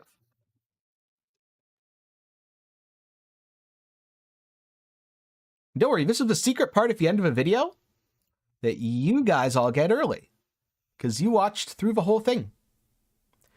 And about 11,000 on the last one. So 4.2.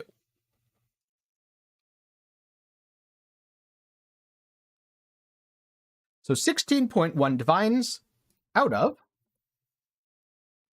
around 8.8 divines. I spent about 3 hours doing this. Oh, this isn't counting the around 1 divine in Oshabi stuff. So I should probably add that in. So 17.1 out of 8.8. So 17.1.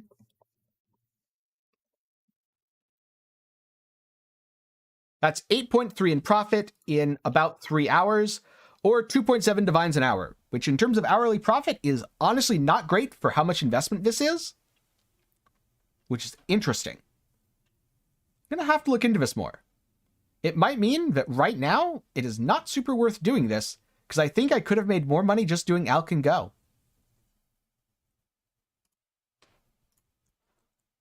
But that's where I'm going to leave you. Hopefully you enjoyed. That's been the stream. What does MH... Probably main hand. So I have a weapon in this slot. But I'm not 100% sure because I don't remember seeing that in PoB before. That might be a new feature.